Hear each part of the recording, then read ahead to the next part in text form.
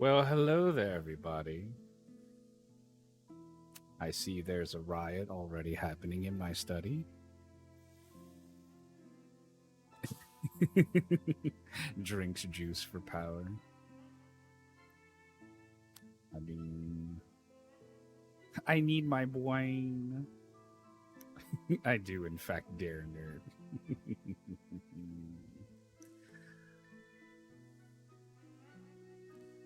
Fellow mufflers. Hello, Delic. How you doing? Crashed through the ceiling, landing on me. Hi, Illis. Hello, Masonic. How are you doing? Oh my god. Wait, I thought I turned them off. No. No. Wait. Why is... That one's weird.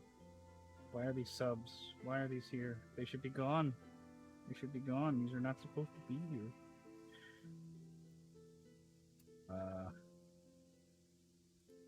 That... Okay. We should be fine.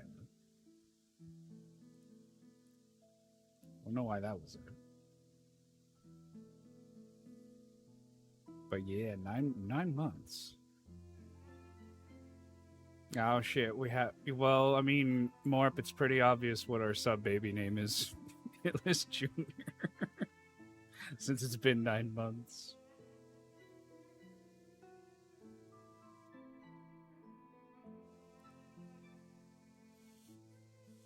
Well, thank you. Fun fact, the name of my D&D party is the Muff Manglers. Ah, I see.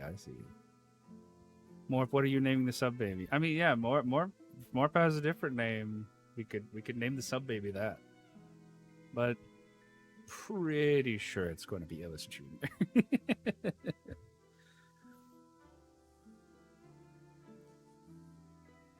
Oh shit, we have a sub-baby now? When did that pop out? Just now. It's been 9 months. Oh, 10,000% Illis Jr. Hell yeah. Hell yeah. I knew it. Looks down into a glass of water. Damn, would you look at the time? Look, I do that like when I'm at work and stuff. Oh, thank you for the stretch and all the hydrates. Okay. Oh yeah. Oh.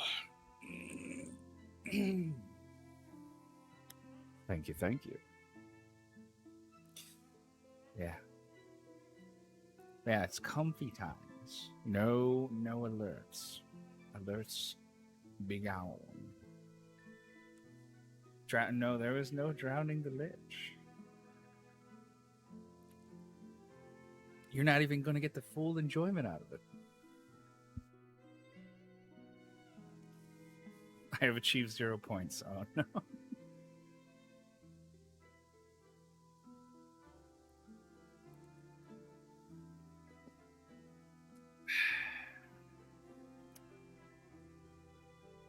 But thank you for the hydrates. You bastard. What do you mean, Baysonic? It's Monday. It's comfy audiobook time. You know this. You know I don't put alerts on. Or at least try not to. It's funny because I've heard you say that so much I can hear you saying it. Oh no, the sound clip for my hydrate isn't me. It's this old video from like 2009, I think. Something like that. Yeah. Oh, any chance you'll read the Inheritance series at some point? I don't even know what that is. So probably not.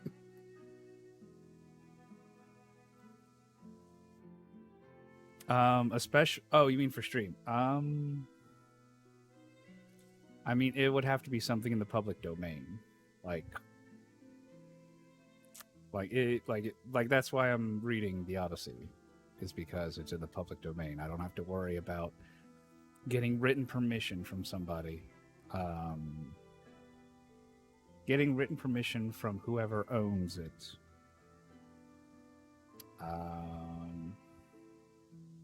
Aragon, Elds, Berserker, and Inheritance. Ah. No. Pretty sure those are not in the public domain. So definitely not going to be reading those.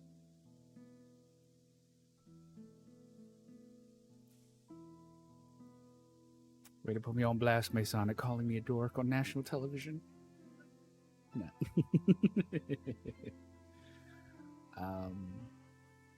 But yeah. Nah. Yeah, and if the book isn't in the public domain, I'm not reading it on stream. I'm not going to get copyright and all that jazz, because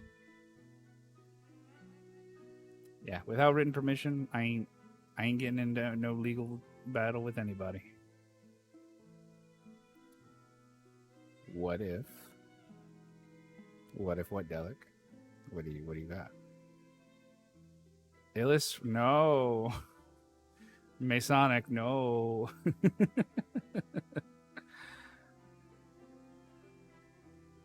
Again, public don't. Is there even like a prawn script that's public domain? Is that a thing? Fuck, now I'm curious. Hold up.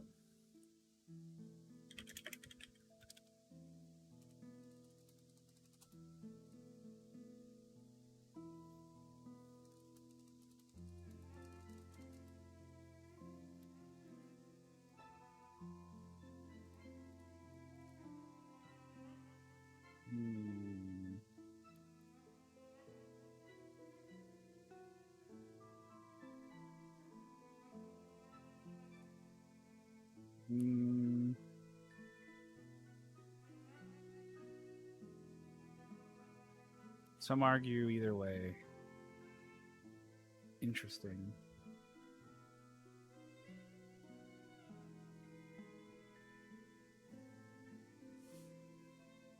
Let's see. Do fanfics count as public domain? You could read that one leafy fanfic. Oh god. Yeah, fanfics are a gray area. I don't even. Part of me doesn't even want to touch fanfics, but I don't know. Maybe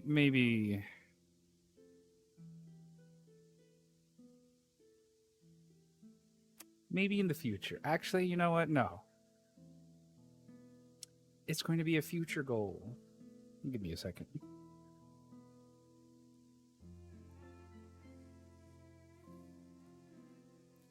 I need to write this down. Hold on.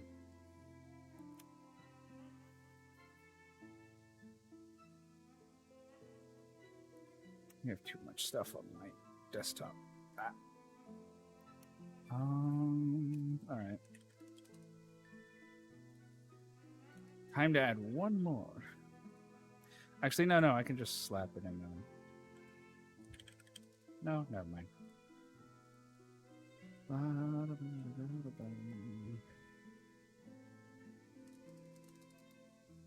Fanfic reading goal.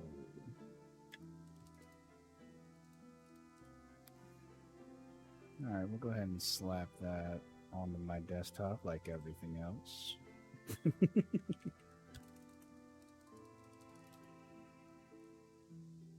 Alright. Illis plays visual novels. Profit. Oh, God. That's the thing. Well, actually, no, if they're not. People stream visual novels. I could too. Maybe. You need to get permission from the writer. Still involves third-party content that likely doesn't have permission. Yeah, that's the weird thing with fan fiction, is it's that weird gray area where I would need both the writer of the fanfic and also the original, where the fanfic's based off of permission, probably. It's weird. Cat. Read the stupidest fanfic with as blank of an expression as you can. Oh shit, dude. That won't be tough. KFC dating sim. Oh. Ooh, I could do that.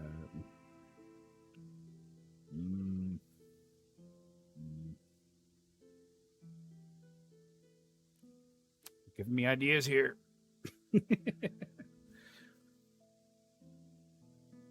But maybe for the future. Do it. That'd be hilarious, holy fuck. Especially since like I'd probably do like cuz it's none of it's actually voiced, right? I haven't like I've seen images of it. I haven't actually played it or seen it. Illis naked reading the newspaper? What the fuck? You'd give him the best voice. No voice acting. I played it. Ah, fair. I mean, I guess it would depend on what kind of voice. What voice am I giving the colonel? My, I guess usual. I don't know. just be like, Wait, hold up. Fuck. How many herbs and spices is there? 11? I forget what their thing is. 21? It's 21 herbs and spices? Hold up, let me see. KFC number of herbs and spices. 11. It's 11. Okay. So just imagine if I was the colonel and be like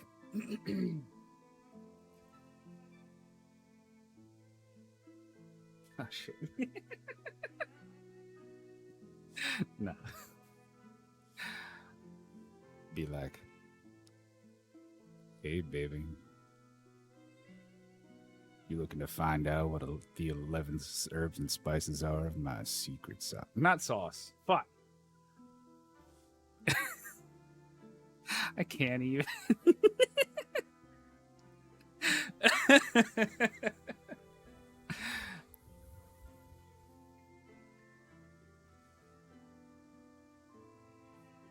Chicken batter? Oh my god. Really, I think you would do a fantastic Sanders. Ah, fair. Chicken.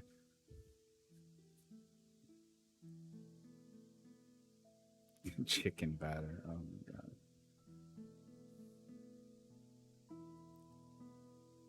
You're like, hey baby, you looking to find out about the 11 herbs and spices in my chicken batter? Feel free to come by my establishment later. I'll be sure to fill you in.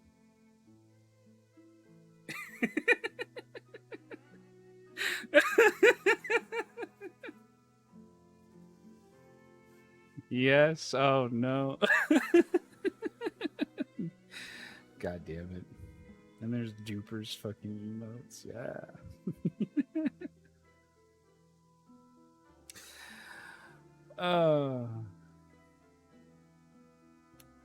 Anyway. Yeah, you know what? That'll be a thing for potentially, little fucking KFC dating. All right, let me add it to the list. Where's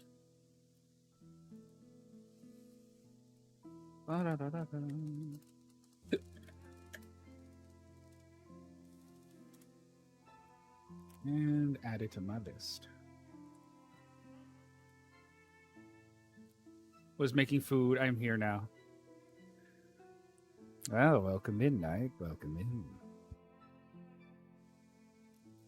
I don't know if anyone clipped what I said earlier, but yeah, apparently people are wanting me to, like, we got into the discussion of like reading fanfics and stuff, and then it moved into visual novels.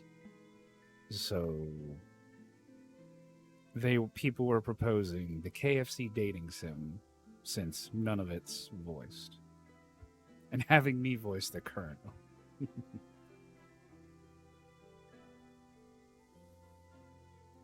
There's also the pigeon dating. Oh, there is the pigeon dating one. What is it? Hateo boyfriend or something like that. Hatoful. Yeah, I knew it was like hot something. Hatoful. Yeah, I think it's Hatoful. Oh, Game Grumps definitely played Hatoful boyfriend. I remember that.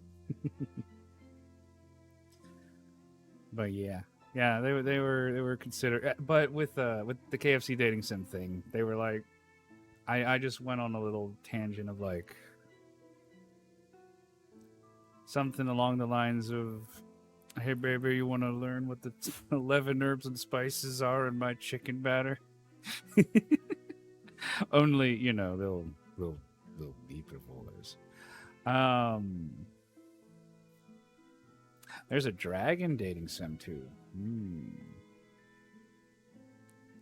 I backed Data Night, and I am excited. Ooh. Wait, I think I've seen previews for Data Night, and it looked interesting.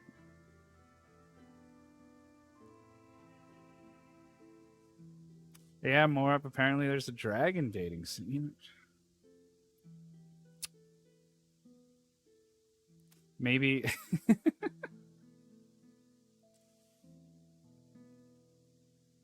If you couldn't tell, I love dragons. I want a dating sim. Name. I require sauce. Dating. Or bleh. Dragon dating. Dragon dating. Sign me and this entire chat up. Oh yeah. Oh yeah. We're all out here trying to make half dragons.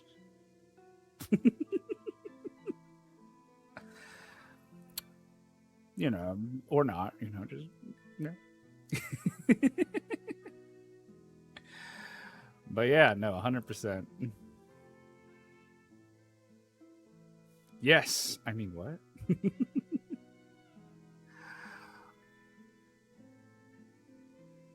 Sent the link. It is called Date Night. A night date night. Ah. I want to make the chosen one. It's a simple need.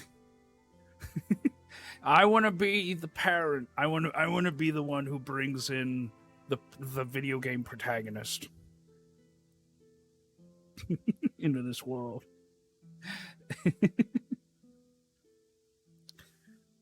Sorry, date night. A night date night dating simulator. Ah.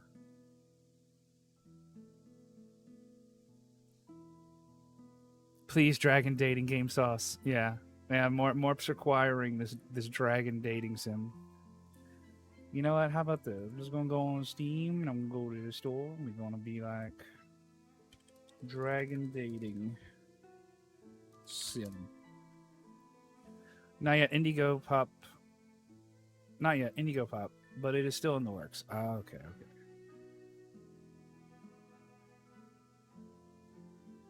Okay, that is not the dragon dating sim I was. No, oh god. Moving on.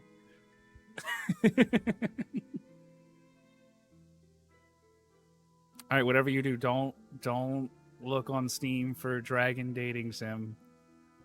You will not get what.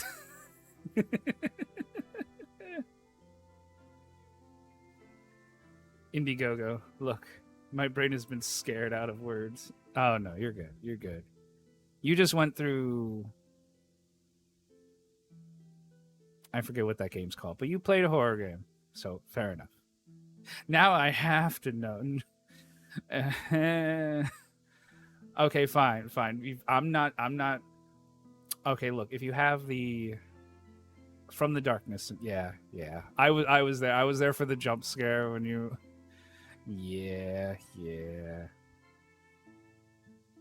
Yeah, I'm not going to tell you what's on Steam if you put in Dragon Dating Sim. If you and that's assuming you have adult content viewable. Otherwise, you won't see what I'm seeing. blew out everyone's ear holes. Yes, yes. But of course.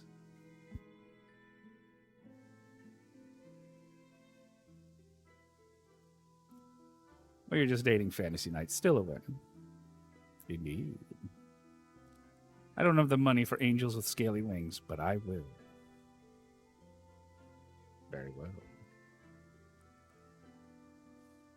Illis, did you realize that you are a furry? Look, I am a casual furry, alright?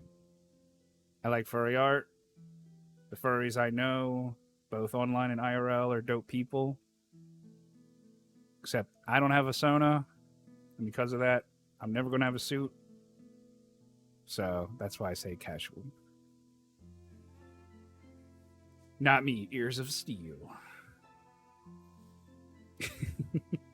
That's the tetanus. No. I can't hear anything. Oh, shit, right, my headset. My headset turns off if there's no noise. Bah.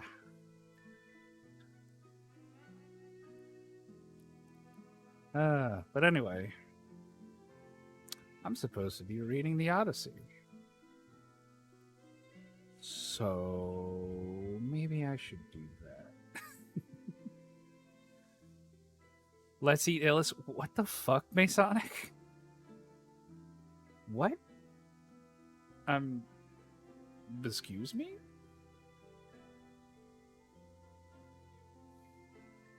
Was it Illis in the stew? Oh my god. I mean, look, I mean, whatever happens to one of my bodies after I regenerate elsewhere, I don't care. Illis, did you lose your fingies in the soup pot? Did you? Oh god, the fucking ghost documentary things. Like, did you see it? Oh my god. I'm tired and loopy. Ah, that's fair. That's fair. Angels with Scaly Wings is now in my Steam cart. This will be mine on Thursday when I get paid. Wait, well, oh, I didn't know that was the actual title. Angels with Scaly Wings. All right, well, let's take a quick little look-see here. Teleport to a strange land. Oh, yeah, no, you're just dating dragons. All right, all right. And it's overwhelmingly positive, too.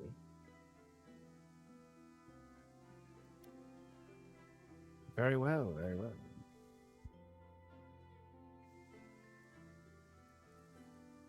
But, anywho... Before we keep going on more tangents... maybe I should actually start reading. You know, that thing I'm supposed to be doing.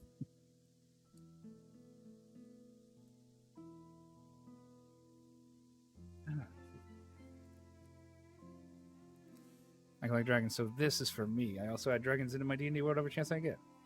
Very fair, very fair. All right. Last minute conversations before I jump into reading the Odyssey.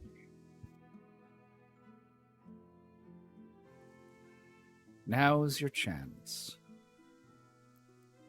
Wum, wum, wum, wum, wum, wum, wum. Thank you, Elm, for the big stretch. God damn it, more fecal.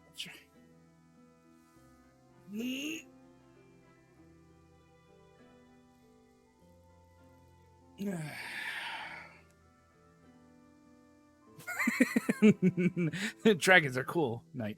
Very. Especially fecal ones. Night. False. I did say it, Morp. I did say it. That is very fair. Very fair. Morp phrasing. I mean, I am the fecal dragon, so it's fair.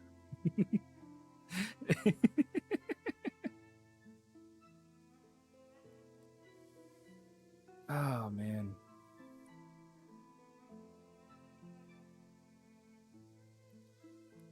Too late for phrasing. Way too late. No, what do you mean? I mean, yeah, it's a phrase that was said appropriately. What about the orphan stomper dragon from Llamas with Hats? Oh, damn. Yeah, that one's pretty dope. Pretty dope. Llamas with Hats in general is pretty dope.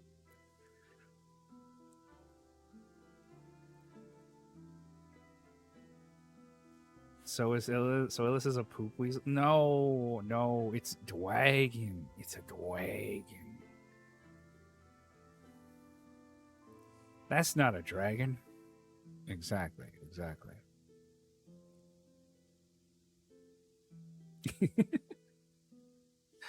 I I don't even remember the.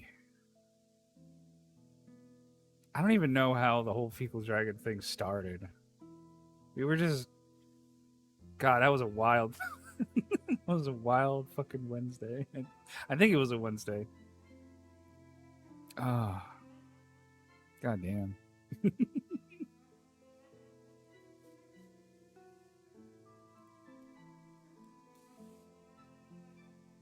It was a Wednesday. Yeah, I feel like just because God, that was so wild.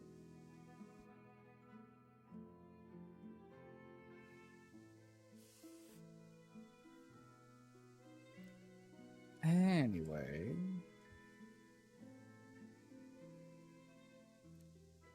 craziest Wednesday yet? Yep. Yeah, no, it was. It was indeed. All right. With that, time to read the Odyssey. Book time. Yes, exactly. All right.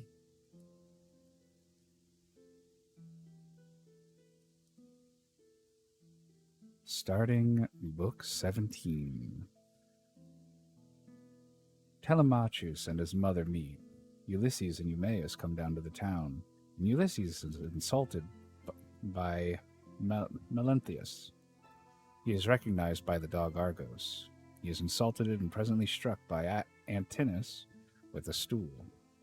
Penelope desires that he shall be sent to her. That's like the little preview. All right. What up, Yark?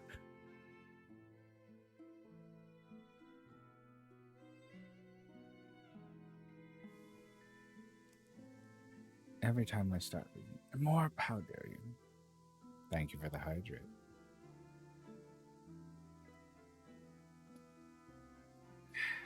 Anyway.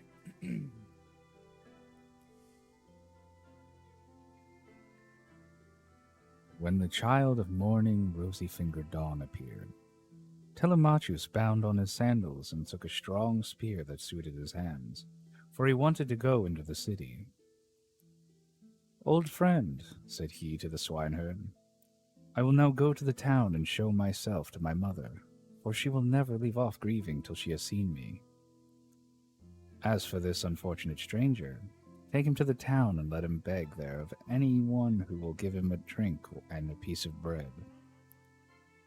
I have trouble enough of my own, and cannot be burdened with other people. If this makes him angry, so much the worse for him, but I like to say what I mean."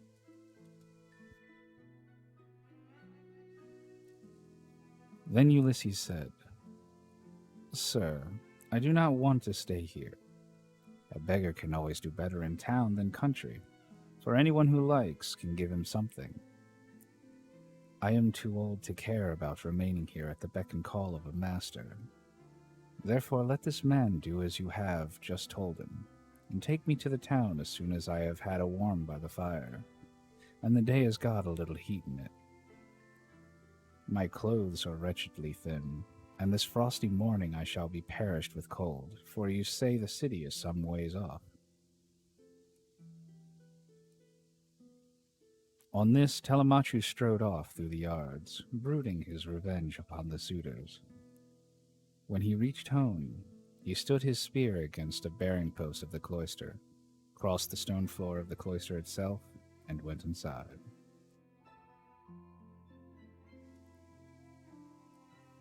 Nurse Euryclea saw him long before anyone else did. She was putting the fleeces onto the seats, and she burst out crying as she ran up to him. All the other maids came up too, and covered his head and shoulders with their kisses. Penelope came out of her room looking like Diana or Venus, and wept as she flung her arms about her son. She kissed his forehead and both his beautiful eyes. "Light of my eyes," she cried as she spoke fondly to him. "So you are come home again. I made sure I was never going to see you any more. To think of your having gone off to Pylos without saying anything about it or obtaining my consent. But come, tell me what you saw."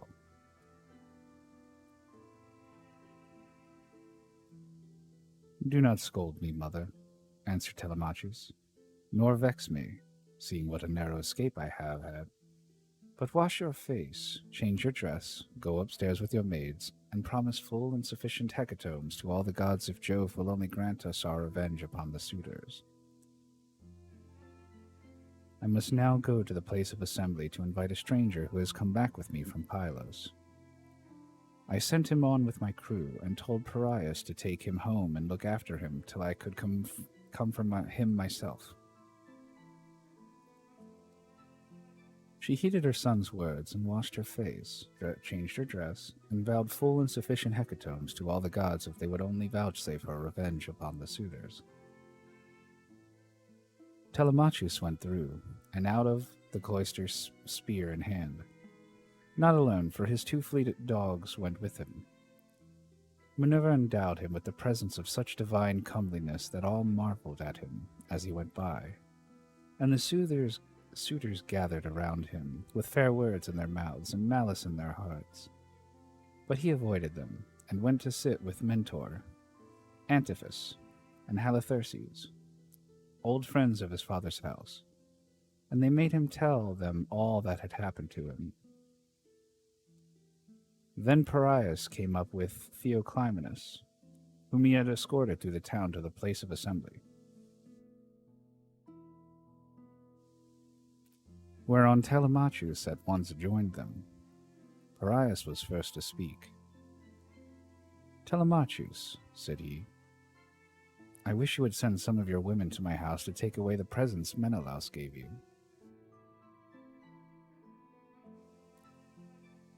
"We do not know, Parias," answered Telemachus, "what may happen. If the suitors kill me in my own house and divide my property among them, I would rather you had the presents than that any of those people should get hold of them. If, on the other hand, I manage to kill them, I shall be much obliged if you will kindly bring me my presents."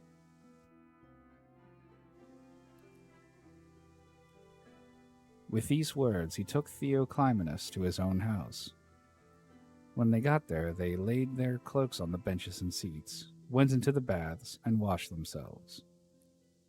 When the maids had washed and anointed them, and had given them cloaks and shirts, they took their seats at table. A maidservant then brought them water in a beautiful golden ewer, and poured it into a silver basin for them to wash their hands, and she drew a clean table beside them. An upper servant brought them bread and offered them many good things of what there was in the house.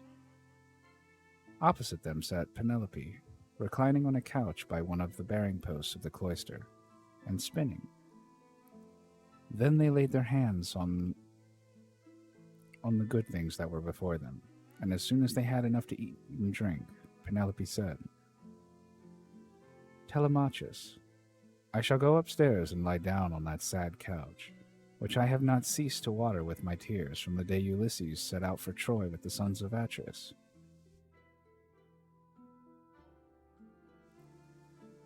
You failed, however, to make it clear to me before the suitors came back to the house, whether or not you had been able to hear anything about the return of your father."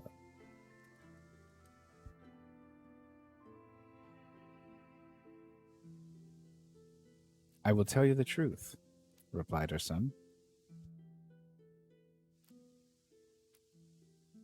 "We went to Pylos and saw Nestor, who took me to his house and treated me as hospitably as though I were a son of his own, who had just returned after a long absence. So also did his sons, but he said he had not heard a word from any human being about Ulysses, whether he was alive or dead. He sent me, therefore, with a chariot and horses to Menelaus. There I saw Helen, for whose sake so many, both Argives and Trojans, were in heaven's wisdom doomed to suffer. Menelaus asked me what it was that had brought me to Lacedaemon, and I told him the whole truth, whereon he said, "So then these cowards would usurp a brave man's bed? A hind might as well lay her new-born young in the lair of a lion, and then go off to feed in the forest or in some grassy dell. The lion, when he comes back to his lair, will make short work with the pair of them, and so will Ulysses with these suitors. By Father Jove, Minerva, and Apollo, if Ulysses is still the man that he was when he wrestled with Philomelides in Lesbos, and threw him so heavily that all the Greeks cheered him, if he is still such, and were to come near these suitors, they would have a short shrift and a sorry wedding. As regards your question, however, I will not prevaricate nor deceive you. But what the old man of the sea told me, so much will I tell you in full." Hello, Lil G. He said he could see Ulysses on an island sorrowing bitterly in the house of the nymph Calypso, who was keeping him prisoner, and he could not reach his home, for he had no ships nor sailors to take him over the sea. This was what Menelaus told me, and when I had heard his story I came by. The gods then gave me a fair wind and soon brought me safe home again. With these words he moved the heart of Penelope. Then Theoclymenus said to her,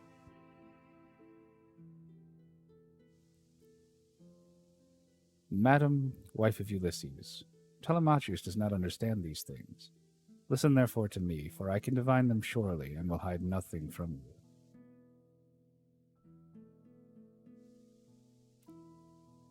May Jove, the King of Heaven, be my witness, and the rites of hospitality. With that hearth of Ulysses to which I now come, that Ulysses himself is even now in Ithaca, and, either going about the country or staying in one place, is inquiring into all these evil deeds, and preparing a day of reckoning for the suitors. I saw an omen when I was on the ship which meant this, and I told Telemachus about it.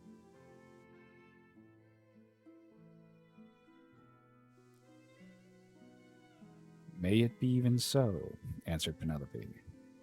If your words come true, you shall have such gifts and such goodwill from me that all who see you shall congratulate you. Thus did they converse. Meanwhile, the suitors were throwing discs, or aiming with spears at a mark on the leveled ground in front of the house, and behaving with all their old insolence. But when it was now time for dinner, and the flock of sheep and goats had come into the town from all the country round, with their shepherds as usual, then Medon, who was their favorite servant, and who waited upon them at table, said, "Now then, my young masters, you have had enough sport, so come inside that we may get dinner ready. Dinner is not a bad thing at dinner time."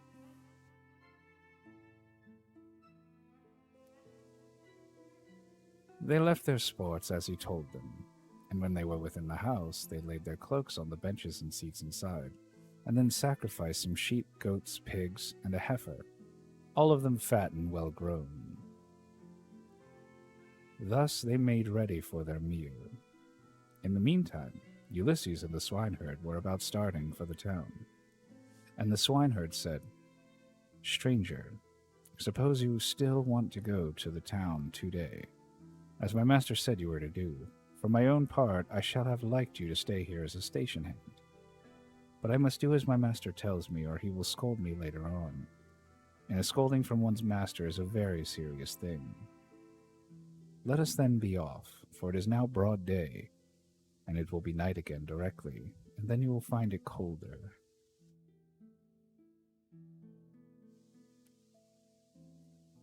I know and understand you, replied Ulysses. You need say no more. Let us be going, but if you have a stick ready cut, let me have it to walk with, for you say the road is a very rough one. As he spoke, he threw his shabby old tattered wallet over his shoulders, by the cord from which it hung, and Eumaeus gave him a stick to his liking. The two then started, leaving the station in charge of the dogs and herdsmen, who remained behind. The swineherd led the way, and his master followed after, looking like some broken-down old tramp as he leaned down upon his staff, and his clothes were all in rags. When they had got over the rough, steep ground and were nearing the city, they reached the fountain from which the citizens drew their water. This had been made by Ithacus, Neritus, and Polyctor. There was a grove of water-loving poplars planted in a circle all around it, and the clear, cold water came down to it from a rock high up. While above the fountain there was an altar to the nymphs, at which all wayfarers used to sacrifice. Here Melanthius, son of Dolius, overtook them as he was driving down some goats, the best in his flock, for the suitors' dinner, and there were 2 shepherds with him. When he saw Eumaeus and Ulysses, he reviled them with outrageous and unseemly language, which made Ulysses very angry.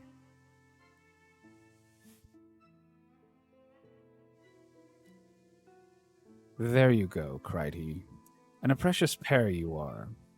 See how heaven brings birds of the same feather to one another. Where, pray, master swineherd, are you taking this poor, miserable object? It would make one sick to see such a creature at a table. A fellow like this never won a prize for anything in his life, but will go about rubbing his shoulders against every man's doorpost, and begging, not for swords and cauldrons like a man, but only for a few scraps not worth begging for. If you would give him to me for a hand on my station, he might do to clean out the folds, or bring a bit of sweet feed to the kids. And he could fatten his thighs as much as he pleased on way, but he has taken to bad ways, and will not go about any kind of work.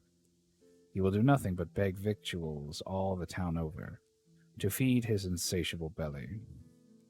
I say, therefore, and it shall surely be, if he goes near Ulysses' house, he will get his head broken by the stools they will fling at him, till they turn him out."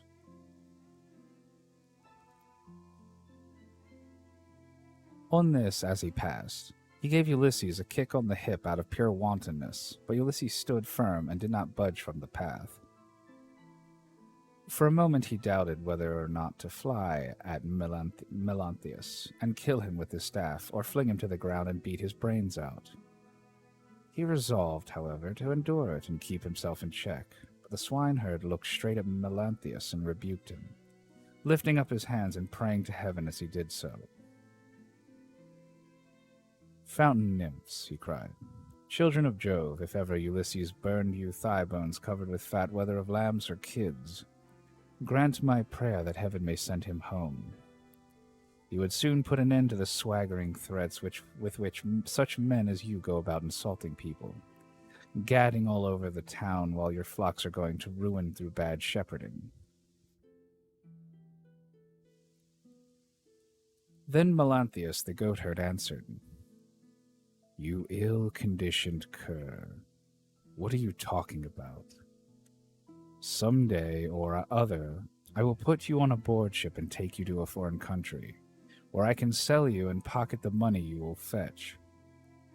I wish I were as sure as that Apollo would strike Telemachus dead this very day, or that the suitors would kill him, as I am that Ulysses will never come home again."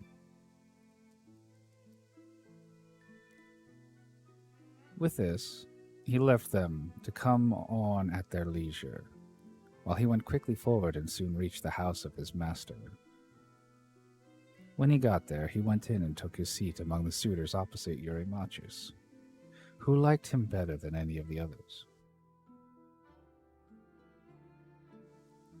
The servants brought him a portion of meat, and an upper woman servant set bread before him that he might eat. Presently Ulysses and the swineherd came up to the house and stood by it, amid a sound of music, for Phemius was just beginning to sing to the suitors. Then Ulysses took hold of the swineherd's hand and said, Eumaeus, this house of Ulysses is a very fine place. No matter how far you go, you will find few like it. One building keeps following on after another. The outer court has a wall with battlements all around it. The doors are double folding, and of good workmanship. It would be a hard matter to take it by force of arms. I perceive, too, that there are many people banqueting within it, for there is a smell of roast meat, and I hear a sound of music, which the gods have made to go along with feasting.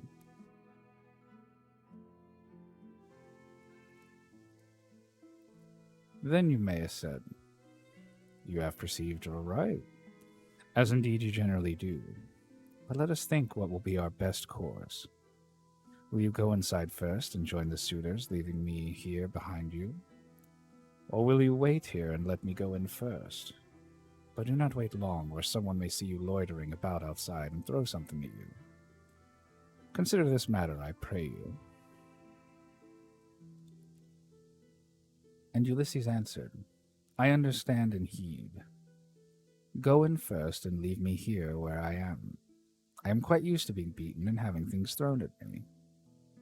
I have been so much buffeted about in war and by sea that I am case-hardened, and this too may go with the rest.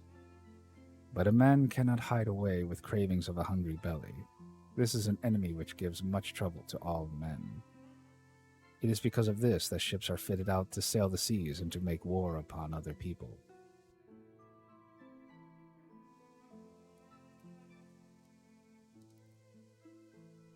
As they were thus talking, a dog that had been lying asleep raised his head and pricked up his ears. This was Argos, whom Ulysses had bred before setting out for Troy, but he had never had any work out of him. In the old days, he used to be taken out by the young men when they were hunting wild goats or deer or hares. But now that his master was gone, he was lying neglected on the heaps of mule and cow dung that lay in front of the stable doors till the men should come and draw it away to manure the great clothes, and he was full of fleas. As soon as he saw Ulysses standing there, he dropped his ears and wagged his tail, but he could not get close up to his master. When Ulysses saw the dog on the outside of the yard, he dashed a tear from his eyes without Eumaeus seeing it, and said, Eumaeus, what a noble hound that is over yonder on the manure heap. His build is splendid. Is he as fine a fellow as he looks, or is he only one of those dogs that come begging about a table and are kept merely for show?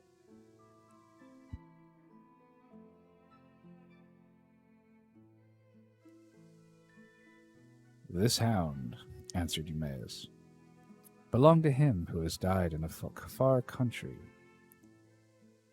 If he were what he was when Ulysses left for Troy, he would soon show you what he could do. But there was not a wild beast in the forest that could get away from him when he was once on its tracks. But now he has fallen on evil times, for his master is dead and gone, and the women take no care of him. Servants never do their work when their master's hand is no longer over them, for Jove takes half the goodness out of a man when he makes a slave of him.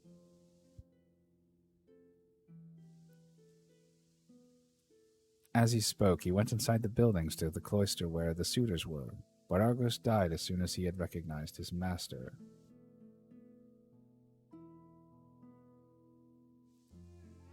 Telemachus saw Eumaeus long before anyone else did, and beckoned him to come and sit beside him. So he looked about and saw a seat lying near where the carvers sat serving out their portions to the suitors. He picked it up, brought it to Telemachus' table, and sat down opposite him. Then the servant brought him his portion and gave him bread from the breadbasket. Immediately afterwards, Ulysses came inside, looking like a miserable old beggar, leaning on his staff and with his clothes all in rags. He sat down upon the threshold of ash wood just inside the doors leading from the outer to the inner court, and against a bearing post of cypress wood with which the carpenter had skillfully planed, and had made him to join truly with rule and line.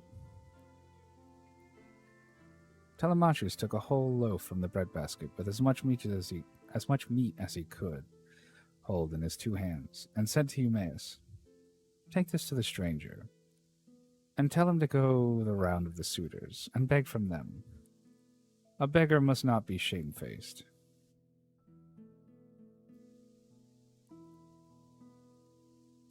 So Eumaeus went up to him and said, "Stranger, Telemachus sends you this, and says you are to go the round of the suitors begging, for beggars must not be shamefaced." Ulysses answered, "May King Jove grant all happiness to Telemachus, and fulfill the desire of his heart." Let me get a little sippy quick.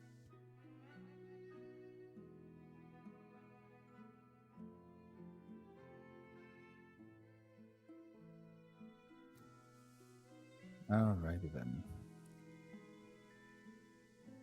Then with both hands he took what Telemachus had sent him, and laid it on the dirty old wallet at his feet.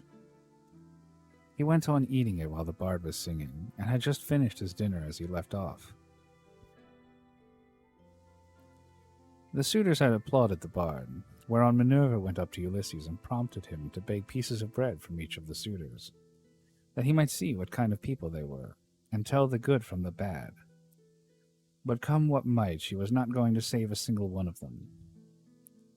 Ulysses therefore went on his round, going from left to right, and stretched out his hands to beg as though he were a real beggar. Some of them pitied him, and were curious about him, asking one another who he was and where he came from. Whereon the goatherd Melanthius said, "Suitors of my noble mistress, I can tell you something about him, for I have seen him before. The swineherd brought him here, but I know nothing about the man himself, nor where he comes from."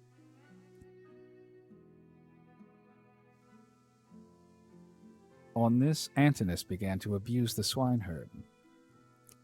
"You precious idiot," he cried. "What have you brought this man to town for? Have we not tramps and beggars enough already to pester us as we sit at meat? Do you think it a small thing that such people gather here to waste your master's property? And must you needs bring this man as well?" And Eumaeus answered, "Antinous, your birth is good, but your words are evil. It was no doing of mine that he came here.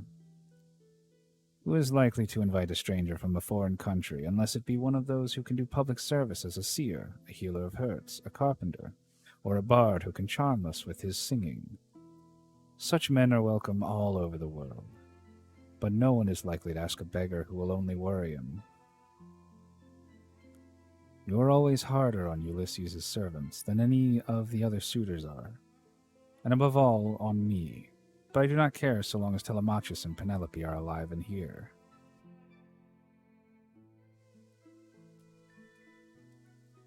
But Telemachus said, "Hush, do not answer him. Antinous has the bitterest tongue of all the suitors, and he makes the others worse." Then turning to Antinous, he said, "Antinous, you take as much care of my interests as though I were your son. Why should you want to see the stranger turned out of the house?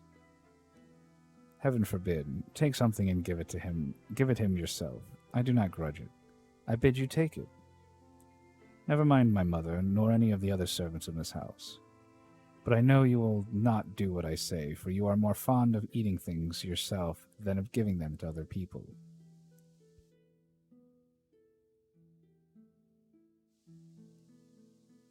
"What do you mean, Telemachus," replied Antinous, "by this swaggering talk? If all the suitors were to give him as much as I will, he would not come here again for another 3 months." As he spoke, he drew the stool on which he rested his dainty feet from under the table, and made as though he would throw it at Ulysses, but the other suitors all gave him something and filled his wallet with bread and meat. He was about, therefore, to go back to the threshold and eat what the suitors had given him, but he first went up to Antinous and said, "Sir, give me something. You are not, surely, the poorest man here. You seem to be a chief, foremost among them all. Therefore you should be the better giver, and I will tell far and wide of your bounty." I too was a rich man once, and had a fine house of my own. In those days I gave to many a tramp such as I am now, no matter who he might be nor what he wanted. I had any number of servants and all the other things which people have who live well and are counted wealthy, but it pleased Jove to take all away from me. He sent me with a band of roving robbers to Egypt. It was a long voyage, and I was undone by it. I stationed my ships in the river Aegyptus, and bade my men stay by them, and keep guard over them, while I sent out scouts to reconnoiter from every point of vantage.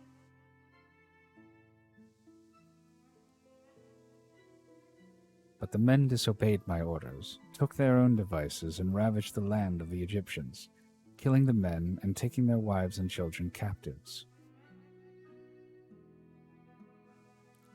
The alarm was soon carried to the city, and when they heard the war cry, the people came out at daybreak till the plain was filled with soldiers, horse and foot, and with a gleam of armor. Then Jove spread panic among my men, and they would no longer face the enemy, for they found themselves surrounded. The Egyptians killed many of us, and took the rest alive to do forced labor for them. As for myself, they gave me to a friend who met them, to take to Cyprus, Demeter by name, son of Isis, who was a great man in Cyprus. Thence I am come hither in a state of great misery. Then Antinous said, What god can have sent such a pestilence to plague us during our dinner? Get out into the open part of the court, or I will give you Egypt and Cyprus over again for your insolence and importunity. You have begged of all the others, and they have given you lavishly, for they have abundance round them, and it is easy to be free with other people's property when there is plenty of it.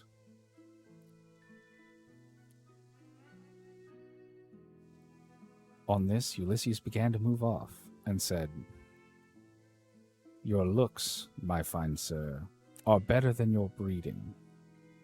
If you were in your own house, you would not spare a poor man so much as a pinch of salt, for though you are in another man's and surrounded with abundance, you cannot find it in you to give him even a piece of bread. This made Antinous very angry, and he scowled at him, saying, You shall pay for this before you get clear of the court. With these words, he threw a footstool at him, and hit him on the right shoulder blade near the top of his back.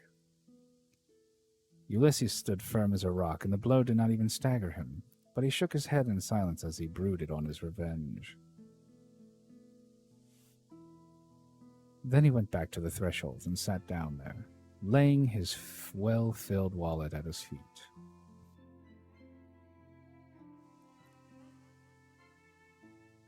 Listen to me, he cried, you suitors of Queen Penelope, that I may speak even as I am minded.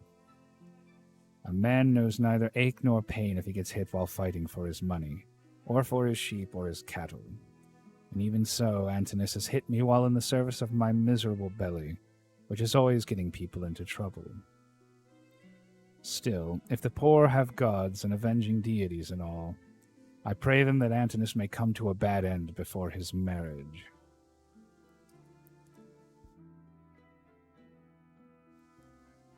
Sit where you are and eat your victuals in silence, or be off elsewhere, shouted Antinous. If you say more, I will have you dragged hand and foot through the courts, and the servants shall flay you alive.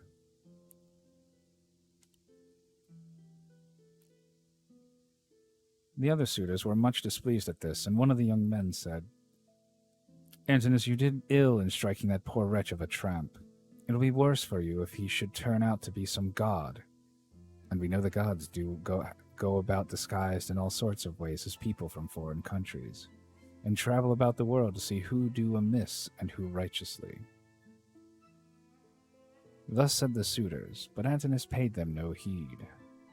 Meanwhile, Telemachus was furious about the blow that had been given to his father, and though no tear fell from him, he shook his head in silence and brooded on his revenge. Now when Penelope heard that the beggar had been struck in the banqueting cloister, She said before her maids, "Would that Apollo would so strike you, Antinous." And her waiting woman, Eurynome, answered, "If our prayers were answered, not one of the suitors would ever again see the sun rise."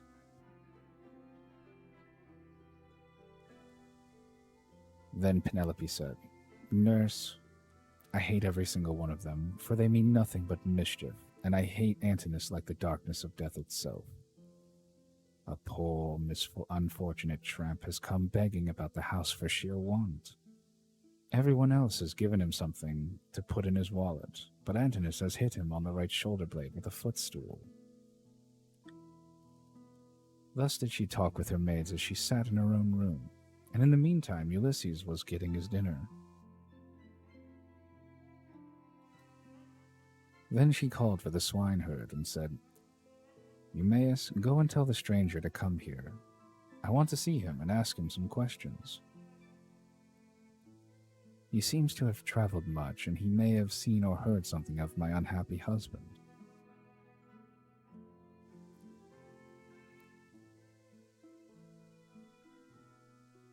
To this you answered, "O swineherd Eumaeus, if these Achaeans, madam, would only keep quiet, you would be charmed with the history of his adventures. I had him 3 days and 3 nights with me in my hut, which was the first place he reached after running away from his ship, and he has not yet completed the story of his misfortunes. If he had been the most heaven-taught minstrel in the whole world, on whose lips all hearers hang entranced, I could not have been more charmed as I sat in my hut and listened to him. He says there is an old friendship between his house and that of Ulysses, and that he comes from Crete, where the descendants of Minos live, after having been driven hither and thither by every kind of misfortune. He also declares that he has heard of Ulysses as being alive and near at hand among the Thesprotians, and that he is bringing great wealth home with him." "Call him here, then," said Penelope, "that I too may hear his story. As for the suitors, let them take their pleasure indoors or out as they will, for they have nothing to fret about. Their corn and wine remain unwasted in their houses, with no one but servants to consume them, while they keep hanging about our house day after day, sacrificing our oxen, sheep, and fat goats for their banquets, and never giving so much as a thought to the quantity of wine they drink. No estate can stand such recklessness, for we have now no Ulysses to protect us. If he were to come again, he and his son would soon have their revenge." As she spoke, Telemachus sneezed so loudly that the whole house resounded with it. Penelope laughed when she heard this, and said to Eumaeus, "Go and call the stranger. Did you not hear how my son sneezed just as I was speaking? This can only mean that all the suitors are going to be killed, and that not one of them shall escape. Furthermore, I say, and lay my saying to your heart, if I am satisfied that the stranger is speaking the truth, I shall give him a shirt and cloak of good wear." When Eumaeus heard this, he went straight to Ulysses and said, "Father stranger, my mistress Penelope, mother of Telemachus, has sent for you. She is in great grief, but she wishes to hear anything you can tell her about her husband. And if she is satisfied that you are speaking the truth, she will give you a shirt and cloak, which are the very things that you are most in want of. As for bread, you can get enough of that to fill your belly by begging about the town and letting those that give that will."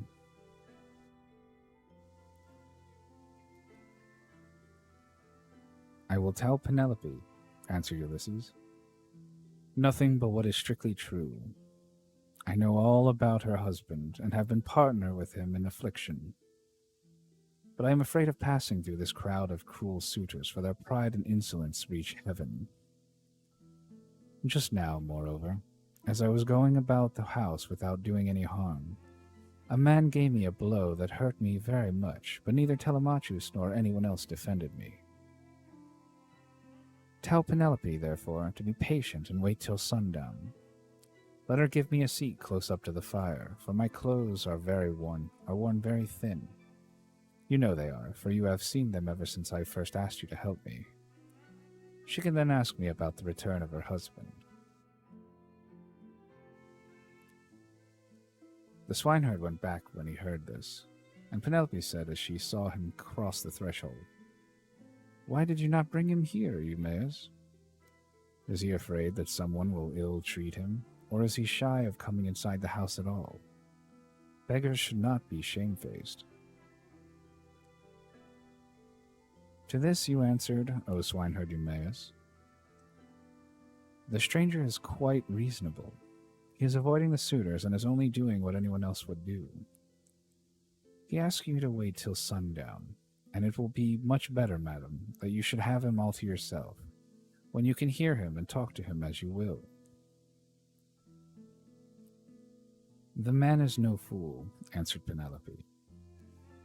"It would very likely be as he says, for there are no such abominable people in the whole world as these men are."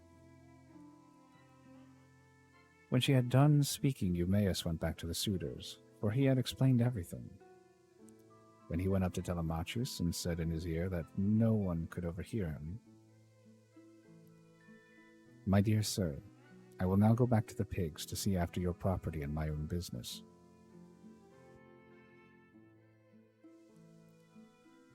You will look to what is going on here, but if above all, be careful to keep out of danger, for there are many who bear you ill will. May Jove bring them to a bad end before they do us some mischief." "Very well," replied Telemachus. "Go home when you have had your dinner, and in the morning come here with the victims we are to sacrifice for the day. Leave the rest to heaven and me."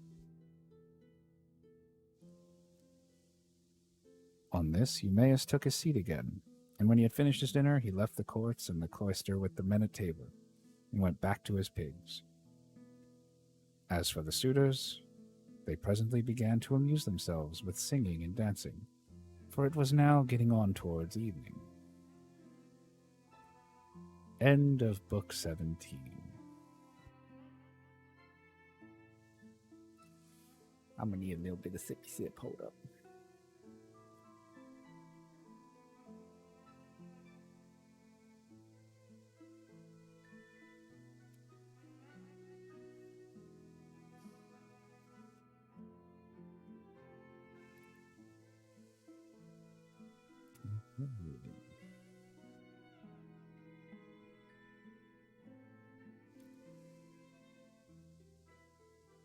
Alright, moving on to Book 18. Hold up, there she goes.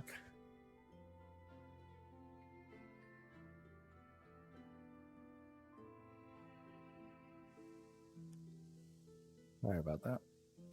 Let's see. So yeah, Book 18.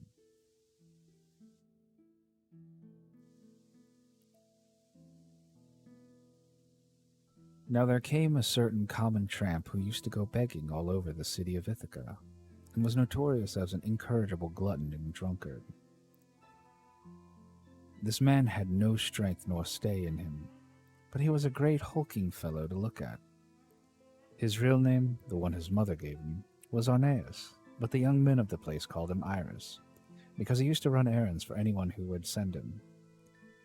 As soon as he came, he began to insult Ulysses and to try and drive him out of his own house.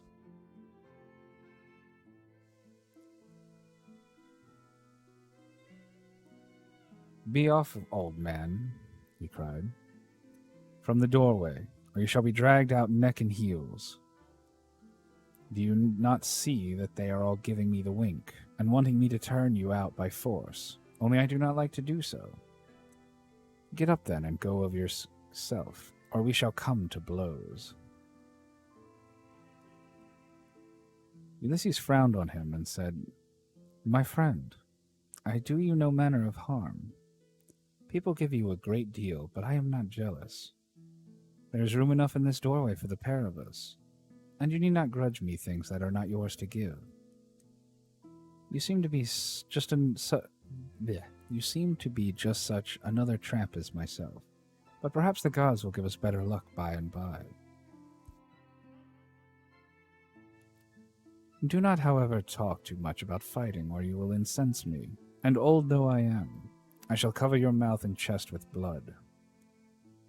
I shall have more peace tomorrow if I do, for you will not come to the house of Ulysses any more.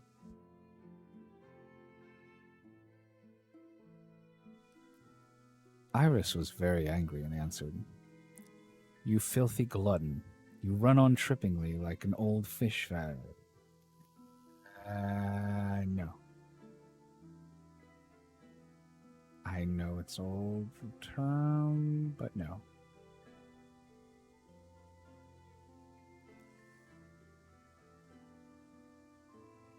I have a good mind to lay both hands about you and knock your teeth out of your head like so many boar's tusks.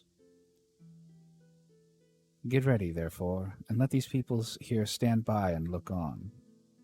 You will never be able to fight one who is so much younger than yourself. Thus roundly did they rate one another on the smooth pavement in front of the doorway. And when Antinous saw what was going on, he laughed heartily and said to the others, This is the finest sport that you ever saw. Heaven never yet sent anything like it into this house. The stranger and Iris have quarreled and are going to fight. Let us set them on to do so at once. The suitors all came up laughing and gathering round the two ragged tramps. Listen to me, said Antinous. There are some goats' paunches down at the fire, which we have filled with blood and fat, and set aside for supper. He who is victorious and proves himself to be the better man shall have his pick of the lot. He shall be free of our table, and we will not allow any other beggar about the house at all. The others all agreed, but Ulysses, to throw them off the scent, said, Sirs, an old man like myself, worn out with suffering, cannot hold his own against a young one, but my irrepressible belly urges me on, though I know it can only end in my getting a drubbing. You must swear, however, that none of you will give me a foul blow to favor Iris and secure him the victory.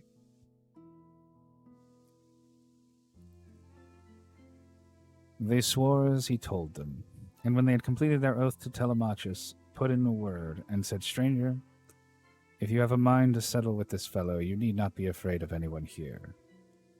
Whoever strikes you will have to fight more than one. I am host, and the other chiefs, Antinous and Eurymachus, both of them men of understanding, are of the same mind as I am.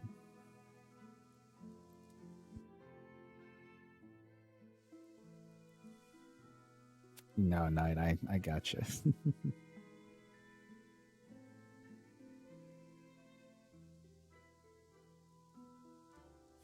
Alright, where was I?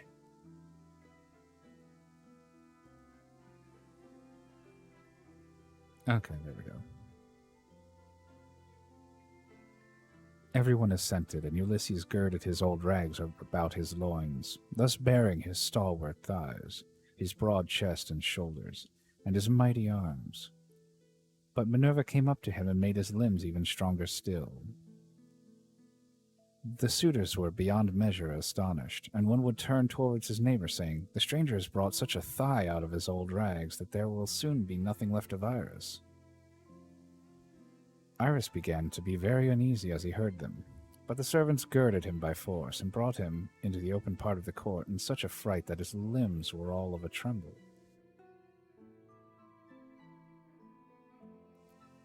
Antinous scolded him and said, You swaggering bully, you ought never to have been born at all if you are afraid of such an old, broken-down creature as this tramp is. I say, therefore, and it shall surely be, if he beats you and proves himself the better man, I shall pack you off on board ship to the mainland and send you to King Echetus, who kills everyone that comes near him. He will cut off your nose, ears, and draw out your entrails for the dogs to eat.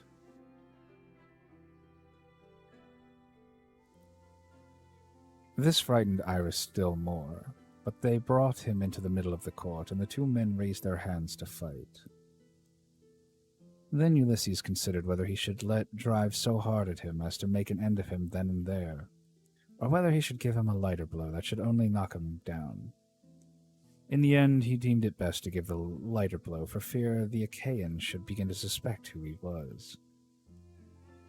Then they began to fight, and Iris hit Ulysses on the right shoulder, but Ulysses gave Iris a blow on the neck under the ear that broke in the bones of his skull, and the blood came gushing out of his mouth. He fell groaning in the dust, gnashing his teeth and kicking on the ground. But the suitors threw up their hands and nearly died of laughter, as Ulysses caught hold of him by the foot and dragged him to the outer court so far as the gatehouse. There, he propped him up against the wall and put his staff in his hands. "Sit here," said he, "and keep the dogs and pigs off. You are a pitiful creature, and if you try to make yourself king of the beggars any more, you shall fare still worse." Then he threw his dirty old wallet, all tattered and torn over his shoulder with the cord by which it hung, and went back to sit down upon the threshold. But the suitors went within the cloisters, laughing and saluting him. "May Jove and all the other gods grant you whatever you want for having put an end to the importunity of this insatiable tramp. We will take him over to the mainland presently, to King Echetus, who kills everyone that comes near him." Ulysses hailed this as of good omen, and Antinous set a great goat's paunch before him filled with blood and fat. Amphinomus took 2 loaves out of the breadbasket and brought them to him, pledging him as he did so in a golden goblet of wine. "Good luck to you," he said, "Father Stranger. You are very badly off at present, but I hope you will have better times by and by."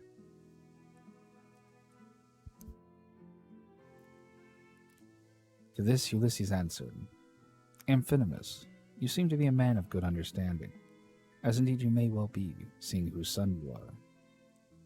I have heard your father well spoken of. He was Nisus of Dulichium, a man both brave and wealthy. They tell me you are his son, and you appear to be a considerable person. Listen, therefore, and take heed to what I am saying. Man is the vainest of all creatures that have their being upon earth. As long as heaven vouchsafes him health and strength, he thinks that he shall come to no harm hereafter, and even when the blessed gods bring sorrow upon him, he bears it as he needs must, and makes the best of it. For God Almighty gives men their daily minds day by day. I know all about it, for I was a rich man once, and did much wrong in the stubbornness of my pride, and in the confidence that my father and my brothers would support me. Therefore let a man fear God in all things always, and take the good that heaven may see fit to send him without vain glory. Consider the infamy of what these suitors are doing. See how they are wasting the estate and doing dishonor to the wife of one who is certain to return some day, and that too not long hence. Nay, he will be here soon. May heaven send you home quietly first, that you may not meet with him in the day of his coming. For once he is here, the suitors and he will not part bloodlessly."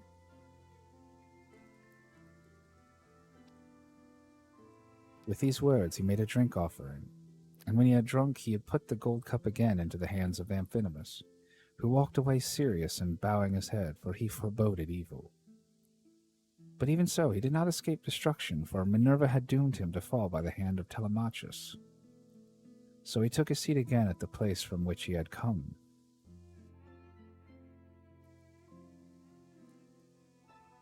Then Minerva put it into the mind of Penelope to show herself to the suitors, that she might make them still more enamored of her, and win still further honor from her son and husband. So she feigned a mocking laugh and said, "Eurynome, I have changed my mind, and have a fancy to show myself to the suitors, although I detest them. I should like also to give my son a hint that he had better not have anything more to do with them. They speak fairly enough, but they mean mischief." "My dear child," answered Eurynome, "all that you have said is true. Go and tell your son about it, but first wash yourself and anoint your face. Do not go about with your cheeks all covered with tears. It is not right that you should grieve so incessantly. For Telemachus, whom you have always prayed that you might live to see with a beard, is already grown up." "I know, Eurynome," replied Penelope. that you mean well, but do not try and persuade me to wash and to anoint myself, for heaven robbed me of all my beauty on the day my husband sailed. Nevertheless, tell Altone and Hippodamia that I want them. They must be with me when I am in the cloister. I am not going among the men alone. It would not be proper for me to do so. On this, the old woman went out of the room to bid the maids go to their mistress. In the meantime, Minerva bethought her of another matter, and sent Penelope off into a sweet slumber, so she lay down on her couch, and her limbs became heavy with sleep. Then the goddess shed grace and beauty over her that all the Achaeans might admire her. She washed her face with the ambrosial loveliness that Venus wears when she goes dancing with the Graces. She made her taller and of a more commanding figure, while as for her complexion it is whiter than sawn ivory. When Minerva had done all this, she went away, whereon the maids came in from the women's room and woke Penelope with the sound of their talking.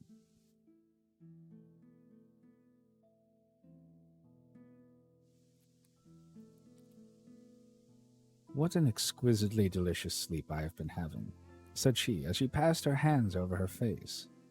"In spite of all my misery, I wish Diana would let me die so sweetly now at this very moment, that I might no longer waste in despair for the loss of my dear husband, who possessed every kind of good quality and was the most distinguished man among the Achaeans."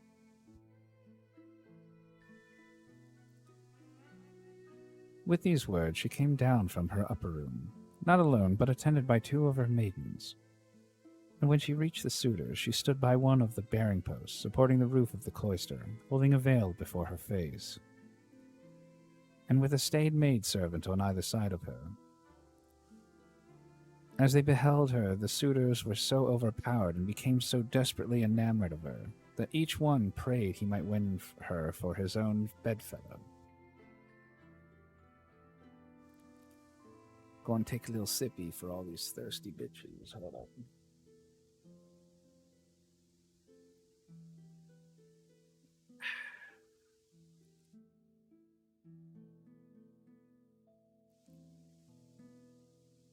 All right.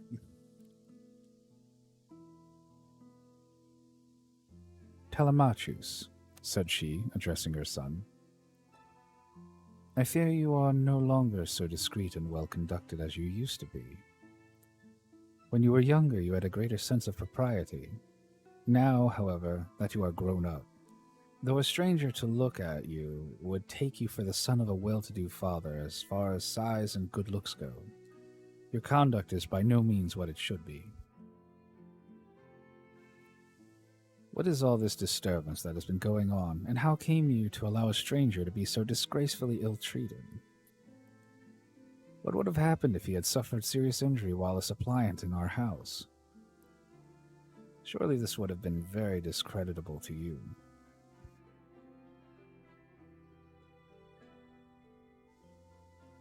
"I am not surprised, my dear mother, at your displeasure," replied Telemachus. Hold up, yawn.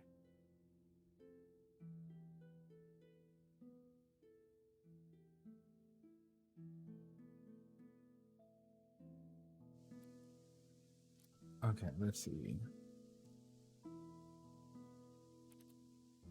"I understand all about it and know when things are not as they should be, which I could not do when I was younger. I cannot, however, behave with perfect propriety at all times. First one and then another of these wicked people here keeps driving me out of my mind, and I have no one to stand by me. After all, however, this fight between Iris and the stranger did not turn out as the suitors meant it to do, but the stranger got the best of it. I wish Father Jove, Minerva, and Apollo would break the neck of every one of these wooers of yours, some inside the house and some out, and I wish they might all be as limp as Iris is over yonder in the gate of the outer court. See how he nods his head like a drunken man. He has had such a thrashing that he cannot stand on his feet nor get back to his home, wherever that may be, for he has no strength left in him.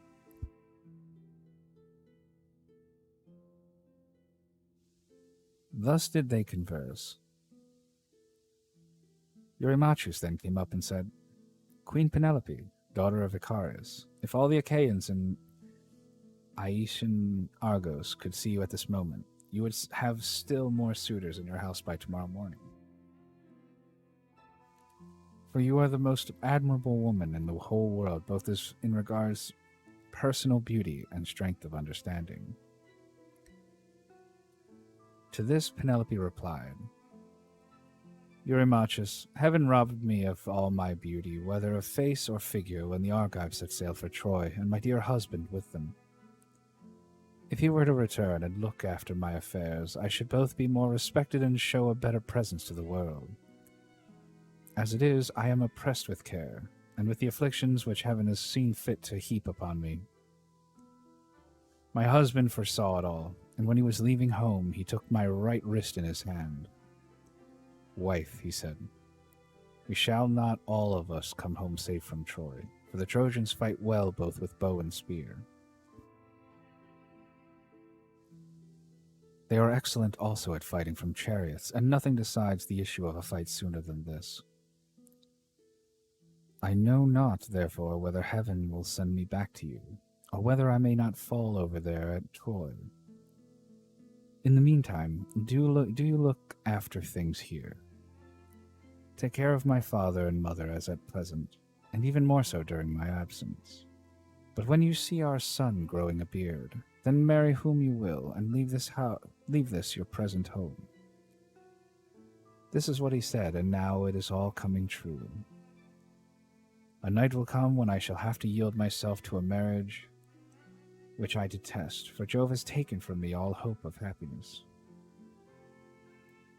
This further grief, moreover, cuts me to the very heart. You suitors are not wooing me after the custom of my country. When men are courting women who they think will be a good wife to them, and who is of noble birth, and when they are each trying to win her for himself, they usually bring oxen and sheep to feast the friends of the lady, and they make her magnificent presents, instead of eating up other people's property without paying for it. I thank you for the streech and hydrate more. There we go. And hydrate.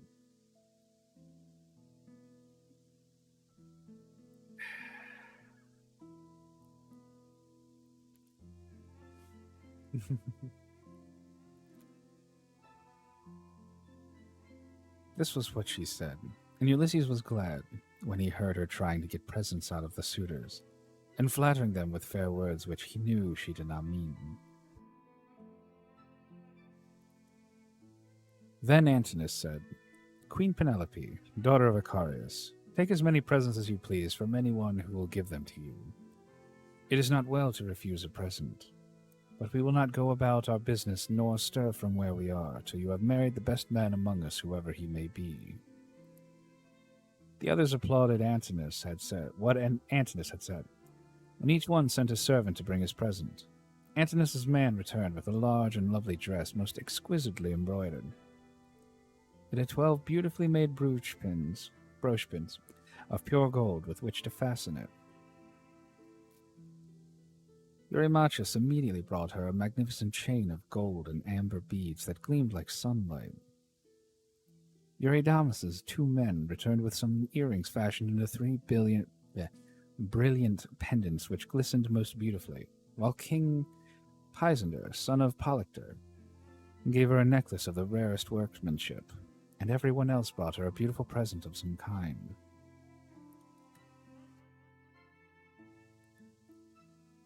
Then the queen went back to her room upstairs, and her maids brought the presents after her. Meanwhile, the suitors took to singing and dancing, and stayed till evening came. They danced and sang till it grew dark. They then brought in 3 braziers to give light, and piled them up with chopped firewood very old and dry, and they lit torches from them, which the maids helped turn and turn about. Then Ulysses said, Maids, servants of Ulysses, who has so long been absent, go to the queen inside the house, sit with her and amuse her. or spin and pick wool. I will hold the light for all these people. They may stay till morning, but shall not beat me, for I can stand a great deal. The maids looked at one another and laughed, while pretty Melantho began to gibe at him contemptuously. She was daughter to Dolius, but had been brought up by Penelope, who used to give her toys to play with, and looked after her when she was a child. But in spite of all this, she showed no consideration for the sorrows of her mistress, and used to misconduct herself with Eurymachus, with whom she was in love.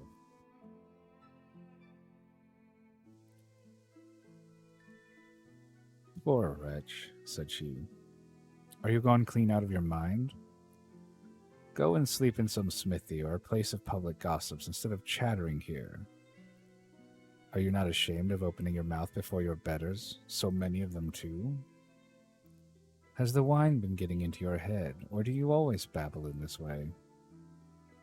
You seem to have lost your wits because you beat their tramp Iris. Take care that a better man than he does not come and cudgel you about the head till he pack you bleeding out of the house. Vixen, replied Ulysses, scowling at her. I will go and tell Telemachus what you have been saying, and he will have you torn limb from limb.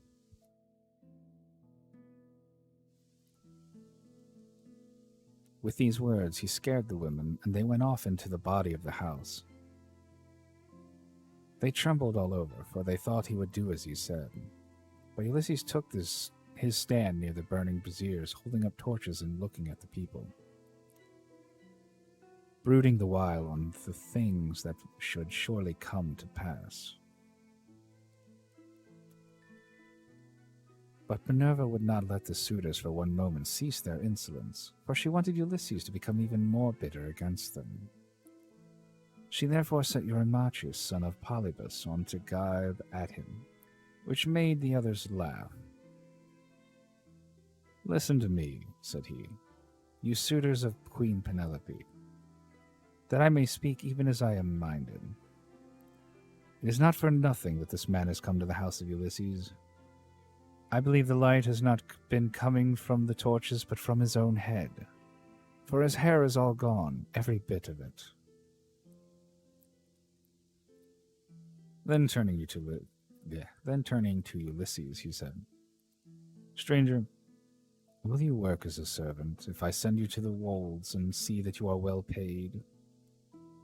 Can you build a stone fence or plant trees? I will have you fed all the year round, and will find you in shoes and clothing. Will you go then? Not you, for you have got into bad ways and do not want to work. You had rather fill your belly by going around the country begging. Eurymachus, answered Ulysses, if you and I were to work one against the other in early summer when the days are at their longest, give me a good scythe and take another yourself, and let us see which will last the longer or mow the stronger, from dawn till dark when the mowing grass is about. Or, if you will plow against me, let us each take a yoke of tawny oxen, well mated and of great strength and endurance. Turn me into a 4-acre field, and see whether you or I can drive the straighter furrow. If, again, war were to break out this day, give me a shield, a couple of spears, and a helmet fitting well upon my temples. You would find me foremost in the fray, and would cease your gibes about my belly. You are insolent and cruel, and think yourself a great man because you live in a little world, and that a bad one. If Ulysses comes to his own again, the doors of his house are wide, but you will find them narrow when you try to fly through them. Eurymachus was furious at all this. He scowled at him and cried, You wretch, I will soon pay you out for daring to say such things to me, and in public too. Has the wine been getting into your head, or do you always babble in this way? You seem to have lost your wits because you beat the tramp Iris. With this, he caught hold of a footstool, but Ulysses sought protection at the knees of Amphinomus of Dulichium, for he was afraid. The stool hit the cupbearer on his right hand and knocked him down. The man fell with a cry flat on his back, and his wine jug fell ringing to the ground. The suitors in the covered cloister were now in an uproar, and one would turn towards his neighbor, saying, "I wish the stranger had gone somewhere else. Bad luck to him, for all the trouble he gives us. We cannot permit such disturbance about a beggar. If such ill counsels are to prevail, we shall have no more pleasure at our banquet."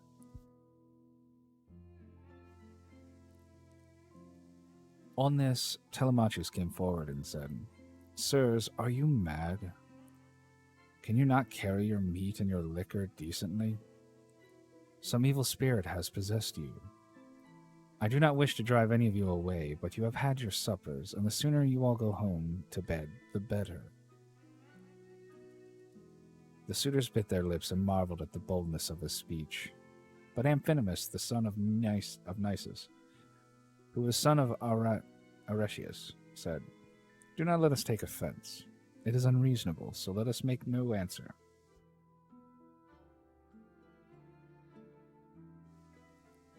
"Neither let us do violence to the stranger, nor to any of Ulysses' servants. Let the cupbearer go round with the drink offerings, that we may make them and go home to our rest. As for the stranger, let us leave Telemachus to deal with him, for it is to his house that he has come." Thus did he speak, and his saying pleased them well. So Mullius of Dulichium, servant to Amphinomus, mixed them a bowl of wine and water, and handed it round to each of them man by man, whereon they made their drink offerings to the blessed gods. Then, when they had made their drink offerings and had drunk each one as he was minded, they took their several ways, each of them, to his own abode. End Book 18.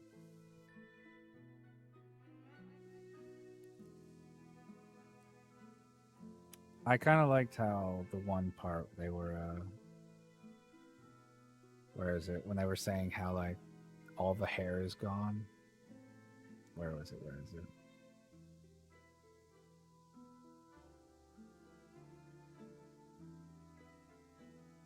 Ah.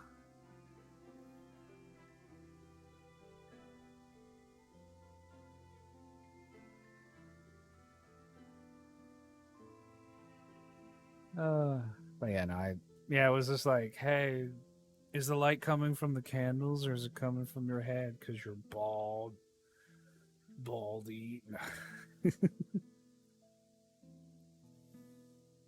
Oh,